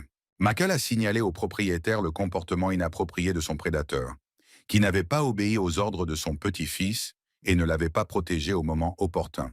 Le jeune homme demanda à un parent de haut rang de l'aider à éliminer un concurrent et à le chasser de la ville. Il rapporta que son camarade de classe Jacques était prêt à porter plainte, affirmant que son élève était maintenu de force dans l'école, sans lui laisser le choix. Le petit-fils insista pour mener une inspection du professeur et de son élève, pourtant peu compétent. Le grand-père fut contraint d'accepter et de satisfaire la demande de son protégé. Le matin, Charles franchit les portes de son école natale. Le jeune homme était pensif et planifiait ses prochaines activités. Malgré l'heure matinale, les 5 élèves étaient tous en classe, attendant leur professeur. Les yeux des élèves brillaient. Ils étaient ravis du retour de leur professeur. Le premier cadeau a été offert à Monica. L'institutrice tendit à la jeune fille une boîte contenant un bourgeon et une racine, en lui expliquant qu'elle devait préparer une décoction de cette fleur et la prendre selon le protocole indiqué afin de se débarrasser de sa maladie congénitale. Tous les élèves ont reçu des instructions assorties de plans de formation individuels, élaborés en tenant compte des compétences et des caractéristiques de chacun. Le mentor leur a permis de trouver eux-mêmes un nom pour leur tactique, ce qui a particulièrement étonné les adolescents. C'était le cadeau le plus précieux que leur ait fait le professeur. Avant de commencer l'entraînement, les élèves ont remercié le professeur. Pendant longtemps, Mary hésita à revoir Charles et à aller dans son école, ne comprenant pas pourquoi lui-même ne lui témoignait aucune attention. Le désir de revoir son ancienne amie était plus fort que sa fierté, et la jeune fille alla lui rendre visite. À la porte familière, elle rencontra un homme et eut peur pour le jeune homme. La courageuse jeune fille demanda à l'inconnu qui il était et ce qu'il faisait près de l'école. L'oncle de Monica, qui attendait sa protégée à son signal, à l'extérieur de l'établissement, reconnut l'instituteur. Ayant décidé de se venger de toutes les insultes et blessures subies, William pensait pouvoir facilement se débarrasser de la belle en l'attaquant, mais la jeune femme se révéla être préparée et le combat commença. Satisfait, Michael et son ami se rendirent également à l'école du perdant pour signaler que l'administration le convoquait, lui et son élève, pour un test. Les jeunes gens ourdissaient des plans de vengeance et se réjouissaient déjà de leur victoire. La bagarre de William avec la jeune fille à l'entrée a interrompu ses collègues. L'homme comprit que le combat ne serait pas aussi facile que prévu. Mary connaissait les techniques et savait comment contrôler son corps. Michael s'est précipité au combat pour aider son camarade de classe. Le combat entre les deux hommes fut féroce, et le jeune combattant encaissa le plus gros des coups. Le parent de Monica était furieux. Encore affaibli par les combats précédents, il ne s'attendait pas à l'aide de la jeune fille, qui interprétait cela comme une plaisanterie destinée à attirer son attention sur le jeune homme. William, après avoir évalué la force de ses adversaires, et craignant une attaque simultanée de plusieurs côtés, battit en retraite, finissant par mettre Michael KO d'un seul coup. Jacques essaya de ramener son ami blessé à la raison et de le soutenir. Charles, visiblement mécontent, apparut et demanda ce que faisaient ses invités non conviés aux portes de sa classe. Les ennemis du perdant l'informèrent que l'administration de l'université l'avait invité, lui et son étudiant, à la tour de détection pour un test immédiat. Le jeune enseignant avait entendu parler d'un bâtiment où étaient effectués divers contrôles, notamment celui de l'influence de l'enseignant sur la volonté des élèves, permettant ainsi de connaître leurs véritables relations et d'empêcher le maintien d'un pupille dans l'établissement contre son gré. Le sujet de l'expérience devait être Alex, qui avait auparavant étudié dans la classe de Jacques. Dans la tour, en attendant la procédure d'inspection, deux anciens de l'école tentaient de comprendre ce qui se passait et pourquoi Charles avait pu avoir un comportement inapproprié envers l'élève. Mary entra dans le bâtiment avec tout le monde. Elle était très inquiète pour le personnage principal. Elle l'aimait bien. Jacques a fait part de ses griefs à son adversaire et a demandé une vérification du niveau de confiance. Le directeur de l'université a annoncé que la condition posée était que le professeur perdant quitte la ville définitivement. Charles demanda que la punition soit alourdie en déchussant le perdant de son titre d'enseignant et en le soumettant à des châtiments corporels sous forme de coups de fouet. L'ennemi approuva cet ajout et se réjouit que tous les problèmes avec son ancien collègue perdant soient rapidement résolus. Le gardien de la tour invitait les participants à monter sur la plateforme, munis d'une boule de confiance pour procéder à un test. La boule lisait automatiquement l'état, déterminait les sentiments et le degré de confiance entre les personnes. Les premiers à sortir furent le professeur Jacques et son ancien élève Alex, qu'il avait lui-même abandonné après avoir perdu un pari contre Charles. Le jeune prétentieux était certain que l'adolescent serait de son côté, car il l'avait personnellement invité et avait fait en sorte qu'il aille à l'école. L'écran d'examen est resté silencieux pendant longtemps, puis a affiché le résultat, ce qui a stupéfié toutes les personnes présentes. Le niveau de confiance de l'élève était très bas. Charles était calme et prêt à relever le défi. La balle a produit un résultat immédiat, enregistrant des chiffres records que même les entraîneurs les plus respectés n'avaient pas atteints. Tandis que les perdants étaient indignés, le doyen de la tour analysait le résultat. Le gardien du ballon de confiance remarqua le regard sincère de l'élève, sa confiance et son respect pour le professeur. L'arrivée d'un invité a empêché la conclusion du test de confiance. Les anciens furent surpris par l'apparition d'une personne de haut rang. Le père de Sandra entra dans la tour, à la recherche du mentor de sa fille. Le jeune professeur n'était pas moins surpris que ses collègues plus âgés. Charles fut encore plus surpris par le comportement de l'homme qui s'était agenouillé devant lui et avait demandé à accepter son fils dans la classe. Le directeur de l'université était découragé. Le jeune homme étudiait déjà dans son établissement depuis plusieurs années. Le refus de Charles a choqué tout le monde. Le doyen suggéra de garder l'élève si le transfert n'avait pas lieu, d'autant plus que le jeune professeur était d'un rang inférieur et moins fort.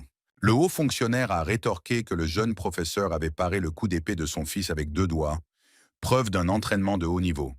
Alex, témoin oculaire, a confirmé ses propos. Personne ne croyait ce qui se passait. La vive discussion entre les personnes présentes fut interrompue par l'arrivée du prochain invité. Le prince entra dans la tour et salua maître Charles, qu'il cherchait depuis son passage dans la petite ville pour la journée. Le fils de l'empereur promit au directeur, outré par le titre élevé du jeune professeur, la peine de mort s'il poursuivait son discours. Le vieil homme était effrayé. Il ne comprenait pas d'où le perdant tenait de telles relations. Le père de Sandra a de nouveau demandé au mentor de prendre son fils en formation. Charles, excédé par tout ce qui se passait, suggéra que les résultats du détecteur soient annoncés et que la sentence du perdant soit confirmée. Il s'avère que cet examen ne peut pas révoquer un permis d'enseigner. Un document spécial est nécessaire qui confère ce droit. Le domestique interrompit le décompte pour la 3e fois et annonça l'arrivée du prochain invité. Dorothy, souriante, franchit la porte, ayant décidé de rendre visite à une nouvelle connaissance en chemin et qui, en plus de travailler dans une librairie, s'avérait être l'assistante du secrétaire en chef, venu en ville pour affaires. La jeune fille salua le jeune maître et les autres personnes présentes. Il s'est avéré que la position de la jeune femme lui permettait de préparer un document révoquant la licence. Tout s'est bien passé pour Charles, qui a informé les nouveaux clients de ce qui se passait dans la tour. Jacques était anéanti. Il comprenait que sans le statut d'enseignant, il ne servait à rien. Marie ne comprenait pas comment une personne aussi respectée et un professeur aussi compétent pouvaient avoir échoué à l'examen final, avoir reçu une note négative, un niveau faible et une évaluation négative. Le prince et son jeune ami confirmèrent que le rang du jeune maître dépassait le niveau de toutes les personnes présentes. Le gardien de la tour a suggéré que le résultat de l'examen avait été délibérément modifié et que le directeur était impliqué, changeant le résultat en faveur de son petit-fils, forçant ainsi Charles à souffrir et à subir les brimades de son entourage. Le vieil homme tenta de nier les faits et d'expliquer ce qui s'était passé, mais personne ne le crut. Seul l'ancien élève de Charles, déclaré fou et qui s'était enfui de chez son professeur, put le sauver de la honte. On envoya un domestique chercher Liam, qui étudiait désormais à l'école du célèbre professeur Mason. L'étudiant est arrivé ponctuellement et était prêt à répondre à toutes les questions. Le réalisateur commença à interroger l'homme sur son ancien mentor et sur tout ce qui s'était passé. Charles a confirmé les propos du jeune homme concernant ses méthodes d'enseignement, ce qui a conduit Liam à perdre la raison. L'élève a rapporté que seul un nouveau professeur avait pu lui permettre de retrouver ses facultés mentales et lui avait donné l'opportunité de poursuivre ses études. Le personnage principal a demandé à faire la démonstration de ses compétences. Le jeune homme a démontré aux personnes présentes sa force et sa capacité à maîtriser son énergie. Charles a mis en évidence les lacunes que personne d'autre n'avait remarquées, expliquant que l'élève souffrait d'une forme rare de la maladie et ne pouvait pas effectuer les exercices dans leur intégralité, sans douleur et sans effort supplémentaire. Sa méthode pédagogique, qu'il avait lui-même mise au point, a permis au jeune homme de se libérer de son emprise et de surmonter ses problèmes. Mais il n'a pas pu terminer ses études car il avait peur de son état et a été transféré dans un autre établissement. Le vieil homme ne croyait pas ce qui se disait. Il avait bien trouvé des recommandations similaires dans l'ancien grimoire, mais il ne l'avait jamais vu de ses propres yeux. Charles proposa à Liam de participer à une autre expérience qui permettrait aux jeunes combattants d'accéder au 2e rang. Après un moment de réflexion, le jeune homme accepta et des aiguilles d'argent imprégnées de l'énergie du mentor transpercèrent son corps. Les points silencieux qui bloquaient son développement furent éliminés et la renaissance eut lieu. Liam ne savait pas comment remercier son ancien mentor et regrettait de ne pas l'avoir écouté plus tôt. Tout ce qu'il vit permit au gardien de la tour de rendre un verdict définitif et de déclarer Jacques calomniateur, le destituant ainsi de son poste d'enseignant. Le directeur a également perdu non seulement un élève, mais aussi son statut en cédant aux demandes de son petit-fils. L'aîné, au nom de l'administration, a félicité Charles et s'est excusé pour tous les troubles causés. La jeune institutrice, satisfaite, retourna à l'école. Le maître fut sollicité par des amis qui lui demandèrent de leur enseigner des questions de peinture et de calligraphie. Charles ne savait comment leur expliquer la vision des échecs sans la voix céleste. À ce moment-là, l'école Mason accueillait un invité spécial. Thomas, le propriétaire du restaurant de la ville, rendit visite à son vieil ami pour une raison bien précise. Il nourrissait un plan de vengeance contre un jeune mentor et avait besoin d'aide. Ses amis discutaient de Charles, chacun ayant sa propre raison de ne pas l'aimer. La clarification des questions et des détails de l'accord a été interrompue par la visite d'un élève d'école primaire.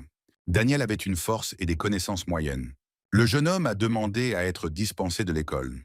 Liam apparut ensuite, venant de la tour de contrôle où il avait été convoqué par un représentant de l'administration. La demande de l'élève surprit le mentor. Lui aussi souhaitait devenir élève de l'école du jeune professeur, c'est-à-dire retourner auprès de son ancien maître. N'ayant aucun droit de retenir ses élèves, Mason fut contraint d'accepter. Lorsque les anciens élèves furent partis, le professeur invita son meilleur élève, Noé. Le professeur expérimenté était furieux.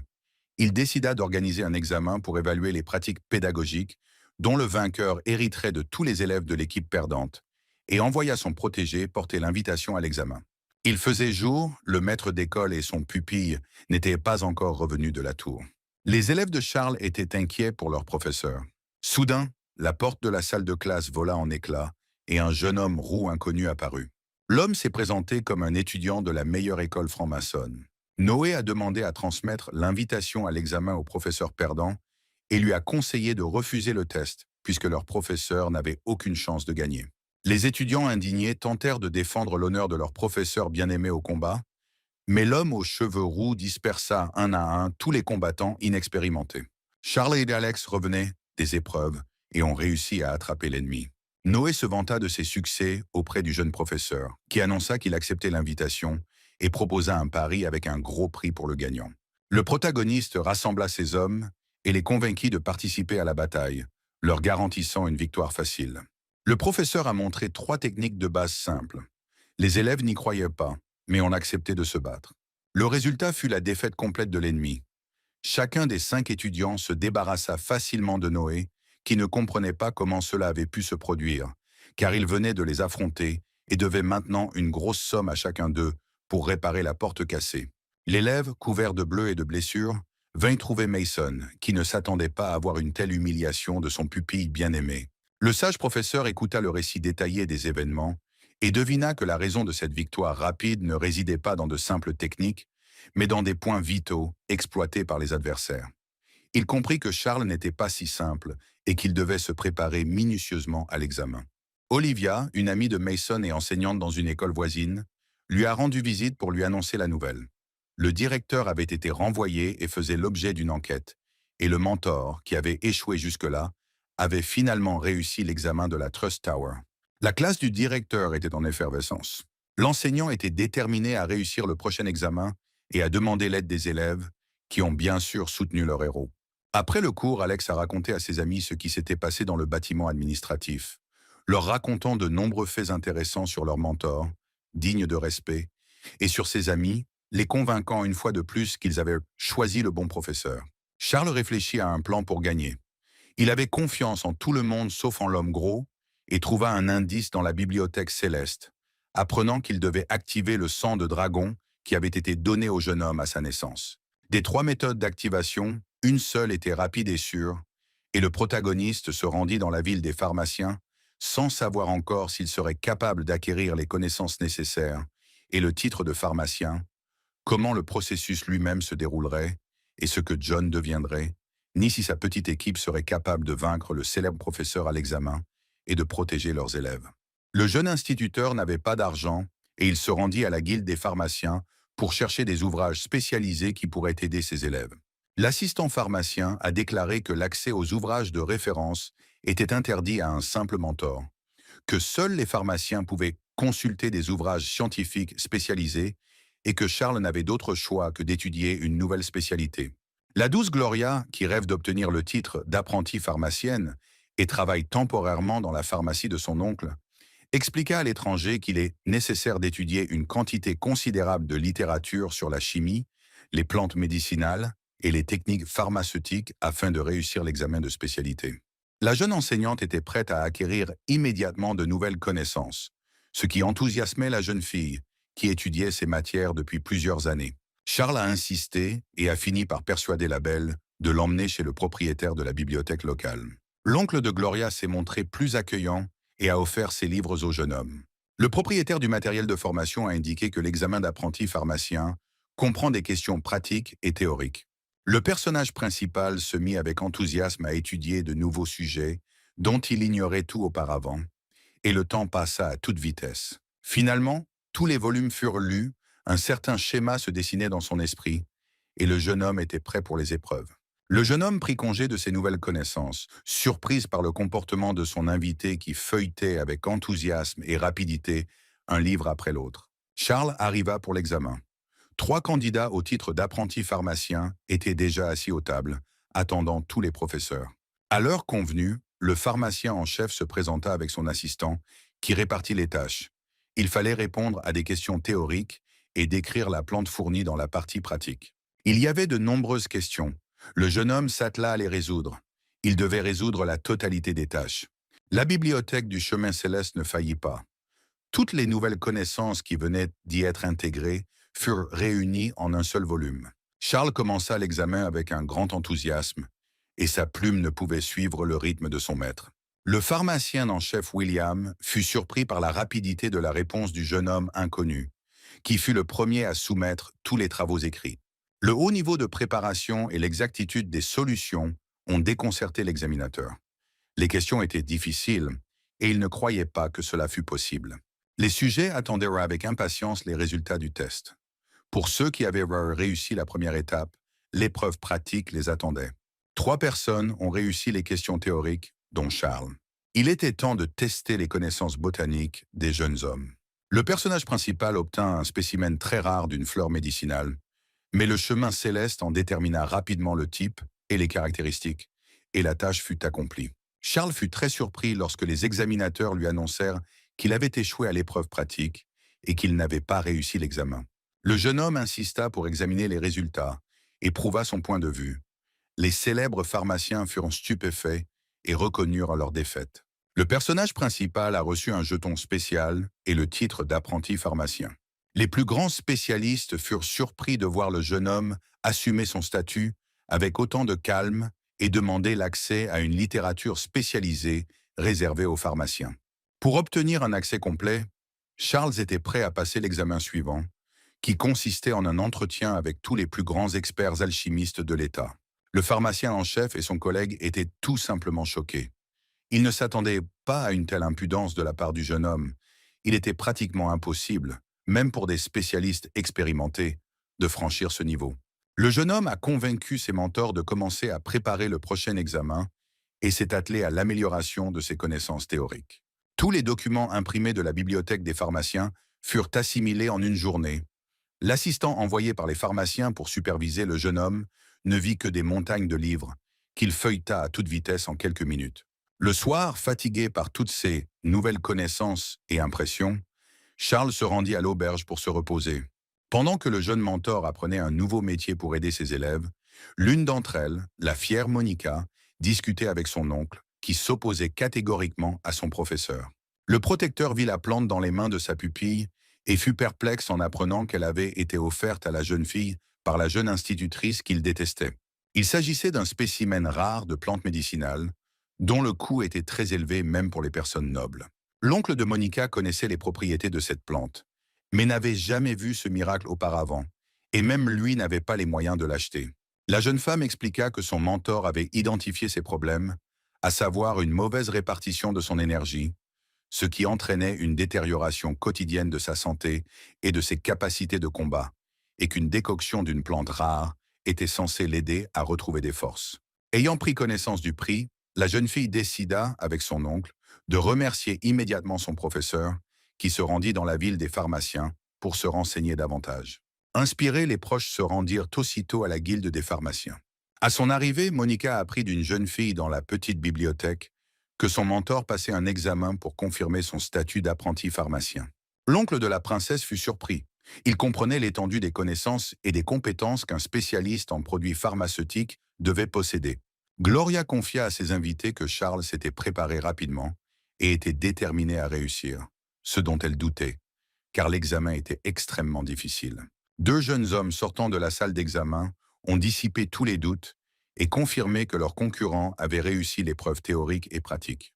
Monica a demandé si son professeur serait bientôt disponible. Gloria fut extrêmement surprise d'apprendre que le jeune homme était professeur d'arts martiaux et qu'il donnait ses propres cours.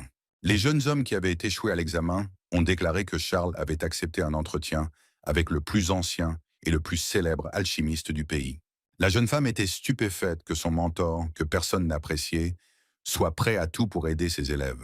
Les filles étaient très excitées, conscientes que le test à venir serait extrêmement difficile. L'un des candidats a déclaré que l'entretien avec les célébrités est très délicat et qu'en cas d'échec ou de refus de Charles, il devra verser une somme d'argent faramineuse à titre de compensation.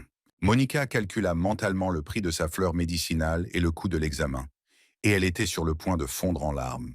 À ce moment-là, Charles, ignorant de la proximité de l'un de ses protégés, qui était l'une des raisons de son intérêt pour l'alchimie, avait terminé l'étude de toute la littérature disponible et se préparait à se reposer. Les pharmaciens en chef, à la fois excités et nerveux, attendaient le jeune homme à la sortie. Charles a rassuré les pharmaciens en leur confirmant que l'entretien aurait bien lieu et qu'il était prêt pour la réunion.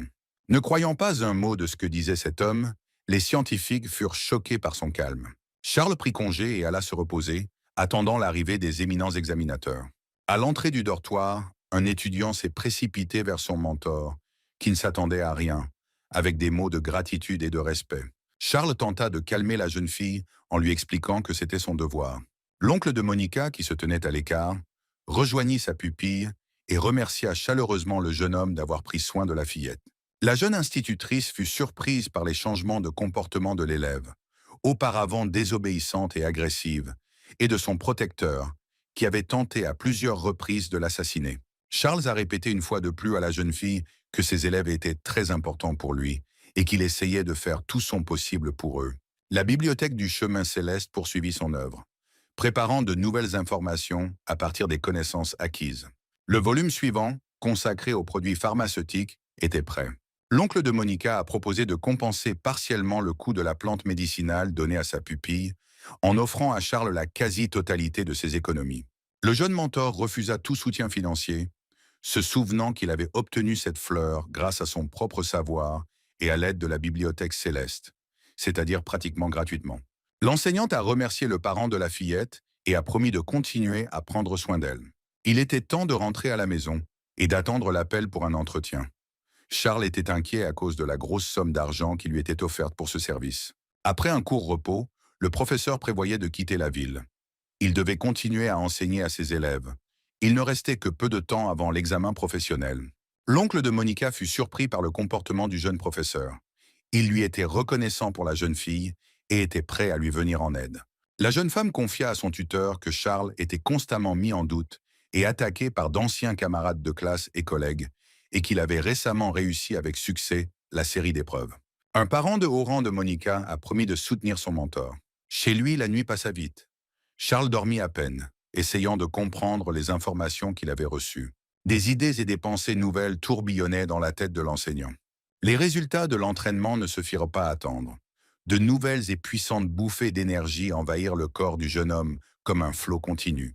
Le matin, l'élève de longue date de Charles, qui avait été effrayé par les méthodes de son professeur par le passé et qui était allé voir le célèbre mentor Mason, réalisant son erreur après la tour des épreuves, vint voir le professeur avec deux amis pour demander à être inscrit dans la classe. Le jeune enseignant comprenait pourquoi son collègue, qui avait réussi, était offensé et avait mis l'école au défi d'organiser un concours pour évaluer les compétences professionnelles, se sentant offensé pour sa réputation.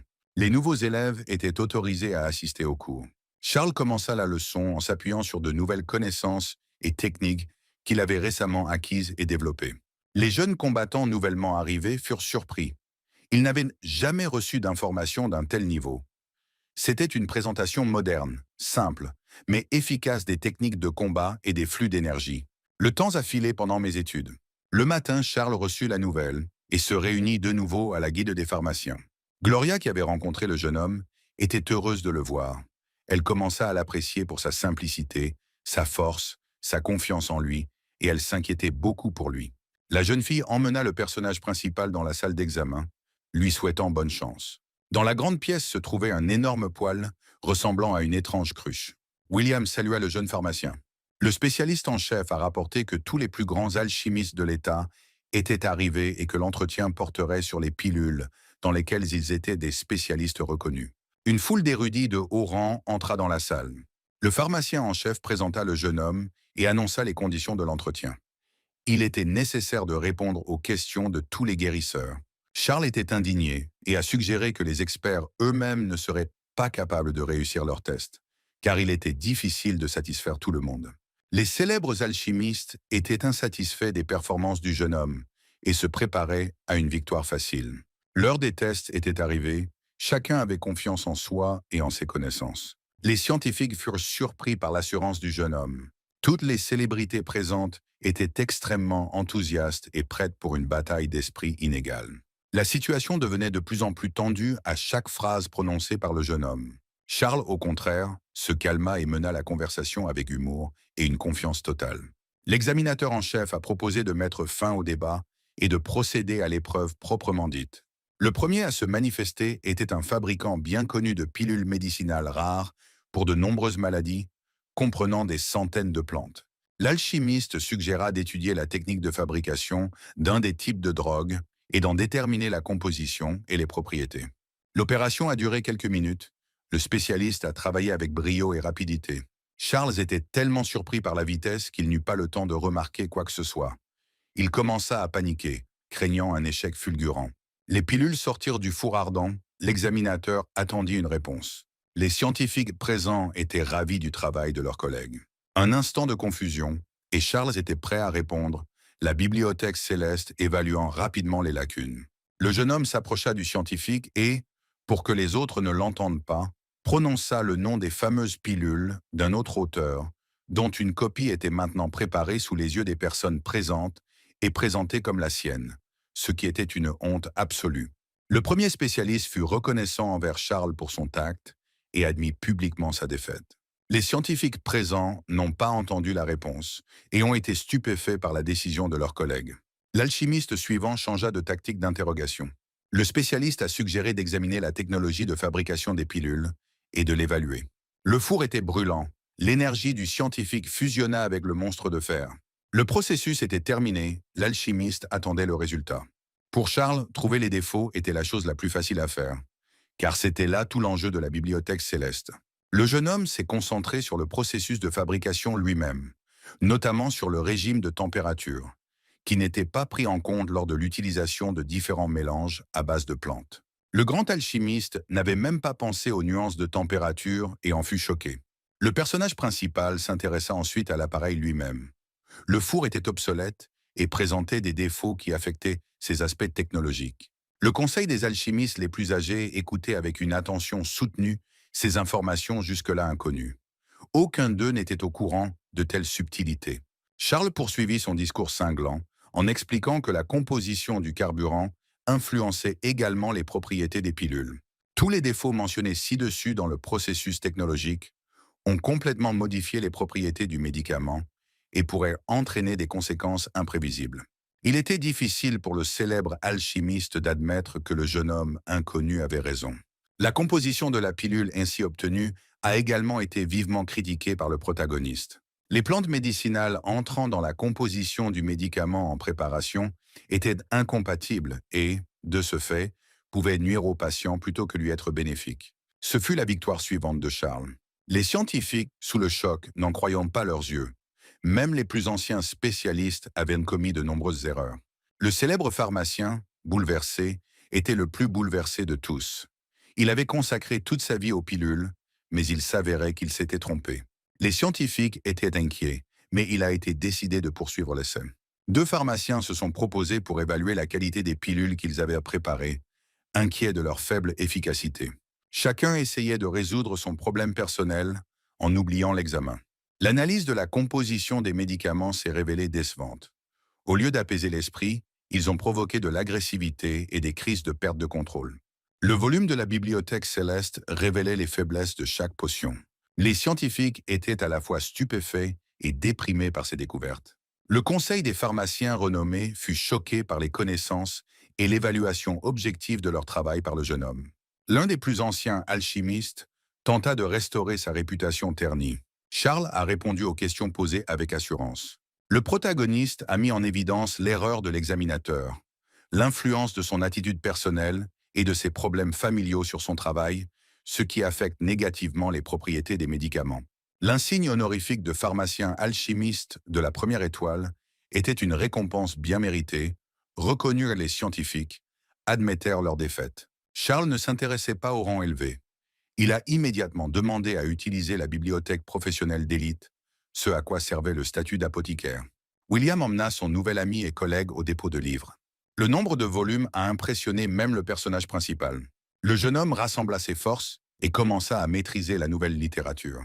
Les manuscrits anciens contenaient de nombreuses réponses à des questions intéressantes. Charles se précipitait entre les étagères, attrapant de plus en plus de livres, essayant de comprendre les problèmes de ses élèves. Le jeune mentor a trouvé des moyens de corriger l'énergie de Monica et d'activer le sang ancestral de John, ce qui valait bien la peine de réussir tous les examens. La bibliothèque du chemin céleste a rapidement absorbé toutes les informations reçues, préparant ainsi son propre livre unique. Charles savait désormais exactement ce dont ses protégés avaient besoin et alla trouver William. Le jeune homme a demandé au pharmacien en chef d'acheter 3 pilules et 2 sortes d'herbes. La réponse du spécialiste a choqué l'enseignant. Les délais de livraison pouvaient atteindre 10 jours et le prix était exorbitant, même pour des personnalités éminentes et de haut rang. Il fallait prendre une décision. Il n'y avait pas le temps de réfléchir. Charles accepta la condition de William et se mit en quête de gains rapides. L'idée est venue rapidement et il fallait la mettre en œuvre. Ainsi, le jeune mentor Charles devint le grand maître Yann, accomplissant des miracles de prévoyance et de guérison, qui vint passer quelques jours dans la ville voisine. Ayant étudié la situation au préalable, le jeune homme trouva un type malin, Kevin, qui louait une maison correcte à un homme ruiné. Ayant apprécié l'habileté du jeune agent immobilier, le personnage principal alla visiter les lieux. Les bâtiments étaient impressionnants, spacieux et semblaient assez luxueux. Charles se présenta comme un homme de renom et ordonna qu'on trouve immédiatement des domestiques. La maison était parfaitement prête à être habitée. Le jardin était immense. Le prix initial était trop élevé, mais la jeune enseignante était satisfaite de l'emplacement du bâtiment. En révélant les secrets de Kevin, nous avons pu réduire le prix d'un tiers pour revenir au montant initialement fixé par l'ancien propriétaire. L'homme fut choqué par les informations que possédait l'étranger et décida donc d'obéir au maître en tout. Le personnage principal proposa au jeune homme de devenir son serviteur personnel, engagea rapidement du personnel et alloua la somme nécessaire aux dépenses. Kevin s'est rendu compte que le nouveau propriétaire était intelligent et a accepté sa proposition. L'ordre suivant donné aux serviteurs fut de répandre la rumeur de l'arrivée en ville d'un célèbre grand maître voyageur. Kevin a facilement quitté son emploi précédent et a commencé à exécuter les instructions de son maître. La transformation n'a pas été facile pour Charles. Il était fatigué. Il était temps de retourner auprès des élèves, et le personnage principal se hâta de rentrer chez lui. Dans la cour de l'école, un groupe d'élèves discutait activement d'une information. Alex a remis au professeur une liste des futurs adversaires participant au prochain test. Charles a évalué le rapport de force, Mason a anticipé toutes les faiblesses de ses protégés et a judicieusement choisi un adversaire pour chacun d'eux. Les forces se sont avérées inégales. L'enseignant était déterminé à gagner de l'argent et à sauver l'honneur de son école en retournant dans la ville voisine. Le grand maître Yang retourna à la maison, où ses gardes personnels se tenaient déjà à la porte. La cour était propre, les servantes saluaient leur nouveau maître. Kevin a rencontré le propriétaire et lui a fait part de la situation. Charles a demandé quelle célébrité vivait dans les environs.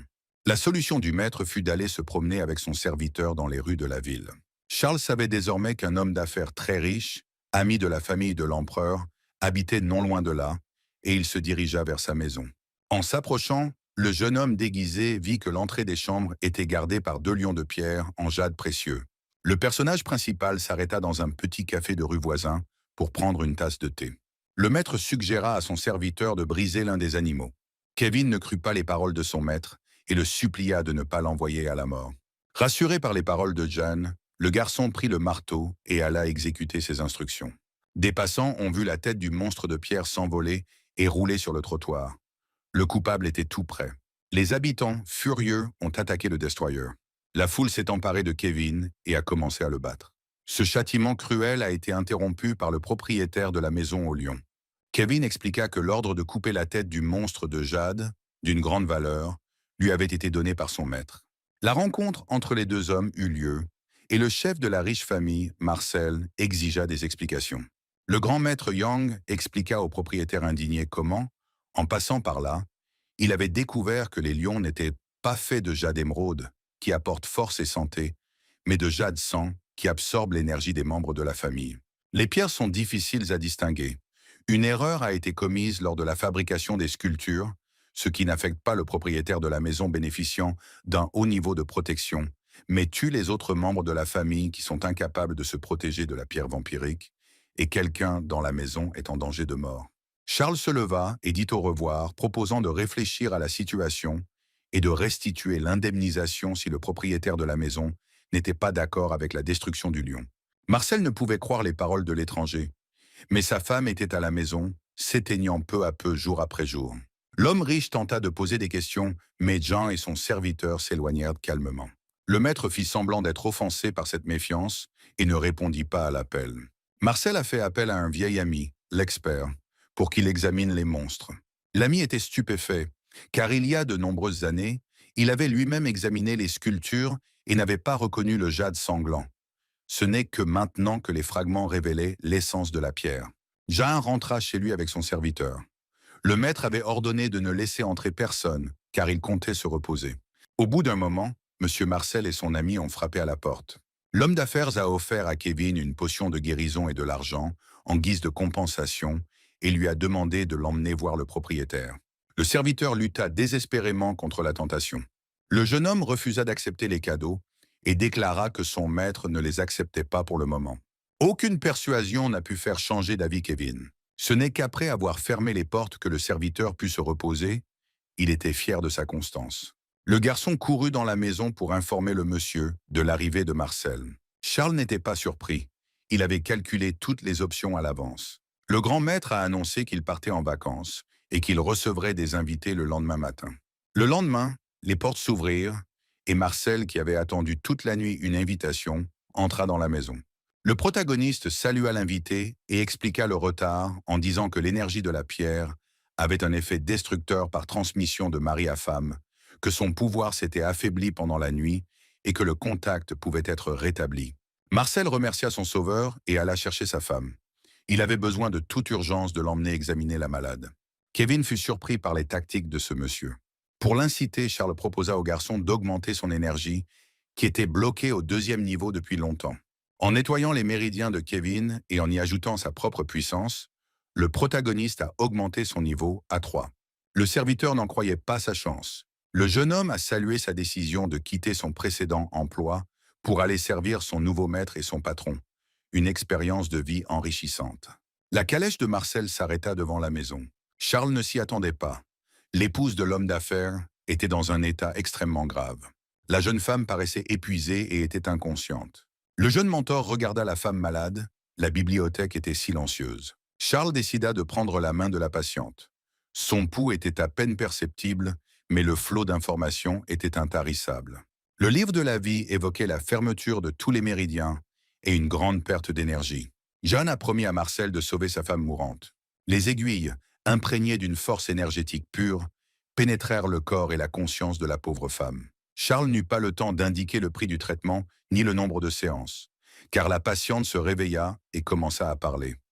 Accompagnée de son mari, elle quitta la maison du guérisseur par ses propres moyens, laissant derrière elle un Charles bouleversé. Kevin rassura le monsieur en lui disant que le riche homme d'affaires avait laissé une grosse somme d'argent un peu plus tôt, juste après être entré dans la maison. La rumeur concernant le grand maître miraculeux se répandit rapidement dans toute la ville, et l'ancien clan, dont le chef perdait en santé et en force, et était très contrarié, ne resta pas les bras croisés. Le fils apporta à son père des nouvelles d'un guérisseur puissant. La ville bruissait de rumeurs. Tous attendaient à l'arrivée de plusieurs maîtres invités par l'empereur, mais personne ne s'attendait à l'apparition d'un solitaire jusque-là inconnu. Le chef du clan, accompagné de l'héritier, décida de vérifier les informations et de rendre visite personnellement à l'étranger.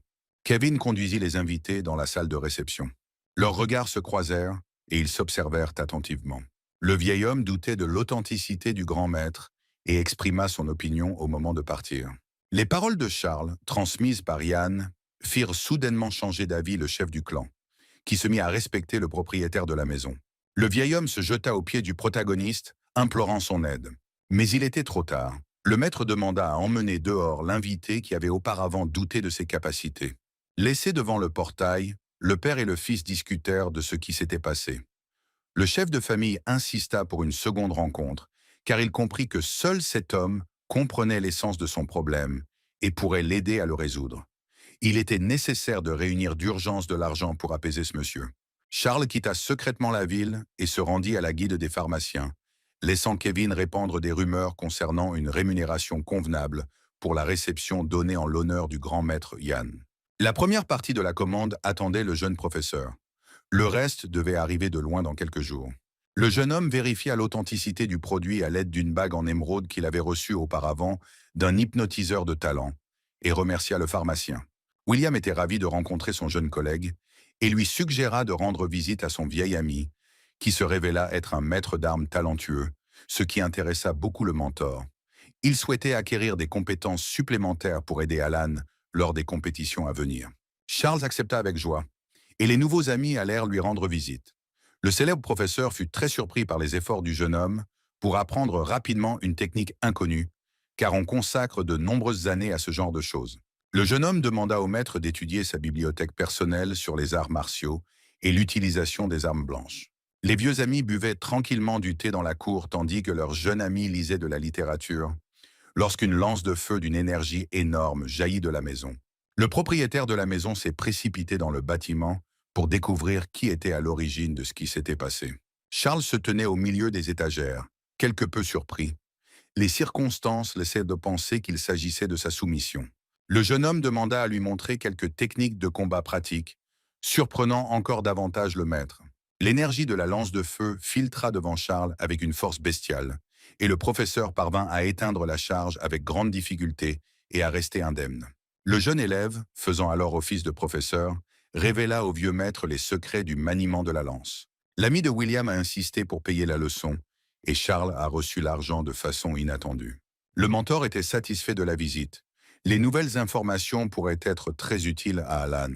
De retour à l'école, le jeune professeur apprit de John que 3 de ses élèves avaient décidé de défendre l'honneur de leur professeur et allaient se battre avec les protégés de son collègue Ray, la récompense étant des capsules de santé rapide.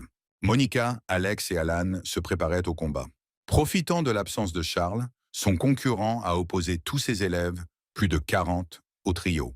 Le jeune mentor arriva juste à temps. Alan en avait déjà vaincu 6 et ses forces l'abandonnaient. Après avoir suggéré de remplacer tous les élèves par un seul Ray, avant la bataille décisive, Charles donna des conseils au jeune lancier, lui tapotant discrètement l'épaule et lui insufflant une dose d'énergie et de connaissances nouvellement acquises. Un seul coup suffisait pour gagner. Alan accomplit sa tâche. L'ennemi fut vaincu d'un simple lancer d'armes à l'énergie dévastatrice. Les élèves de Ray ne comprenaient pas comment un étudiant de première année pouvait vaincre leur redoutable mentor. Le prix était entre les mains des élèves de Charles, mais le professeur expliqua que les médicaments gagnés étaient d'une dangerosité invisible et les détruisit. Les étudiants, satisfaits, ont célébré une petite victoire. Il était temps de quitter temporairement l'école et de redevenir Jan. Le personnage principal était prêt à recevoir le chef du clan et l'invita, ainsi que son fils, à entrer dans la maison. Charles a découvert le secret d'un vieil homme qui, il y a de nombreuses années, utilisant des techniques ancestrales pour améliorer ses capacités de combat, avait bu le sang d'un loup blanc. Mais quelque chose a été fait incorrectement, et le chef s'est peu à peu transformé en loup-garou, perdant de ses forces. Le grand maître était prêt à corriger les erreurs du passé et à contribuer à restaurer l'énergie perdue. Les aiguilles enflammées sauvèrent le père de l'ancien clan d'une mort lente. Le visiteur suivant du guérisseur miraculeux était un forgeron du coin, à qui le chef recommanda un spécialiste jusque-là inconnu. L'armurier de la ville s'est plaint à Jean de l'incapacité à fabriquer des armes de combat uniques, désormais totalement dépourvues d'énergie. Le forgeron montra sa dernière création. L'épée était absolument inanimée. Le protagoniste examina l'arme et expliqua à son propriétaire qu'un changement de régime alimentaire le débarrasserait du problème. L'homme n'en revenait pas de la simplicité de la solution et remercia longtemps son sauveur spirituel. Charles était très las de son nouveau rôle, mais l'argent qu'il gagnait était absolument nécessaire pour payer la commande. Le personnage principal rêvait de la bibliothèque du chemin céleste. Un livre doré aux pages vierges volait autour de lui.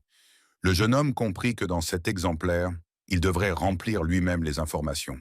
Le lendemain, l'événement tant attendu se produisit. Charles eut accès à la collection de la bibliothèque privée de l'empereur lui-même.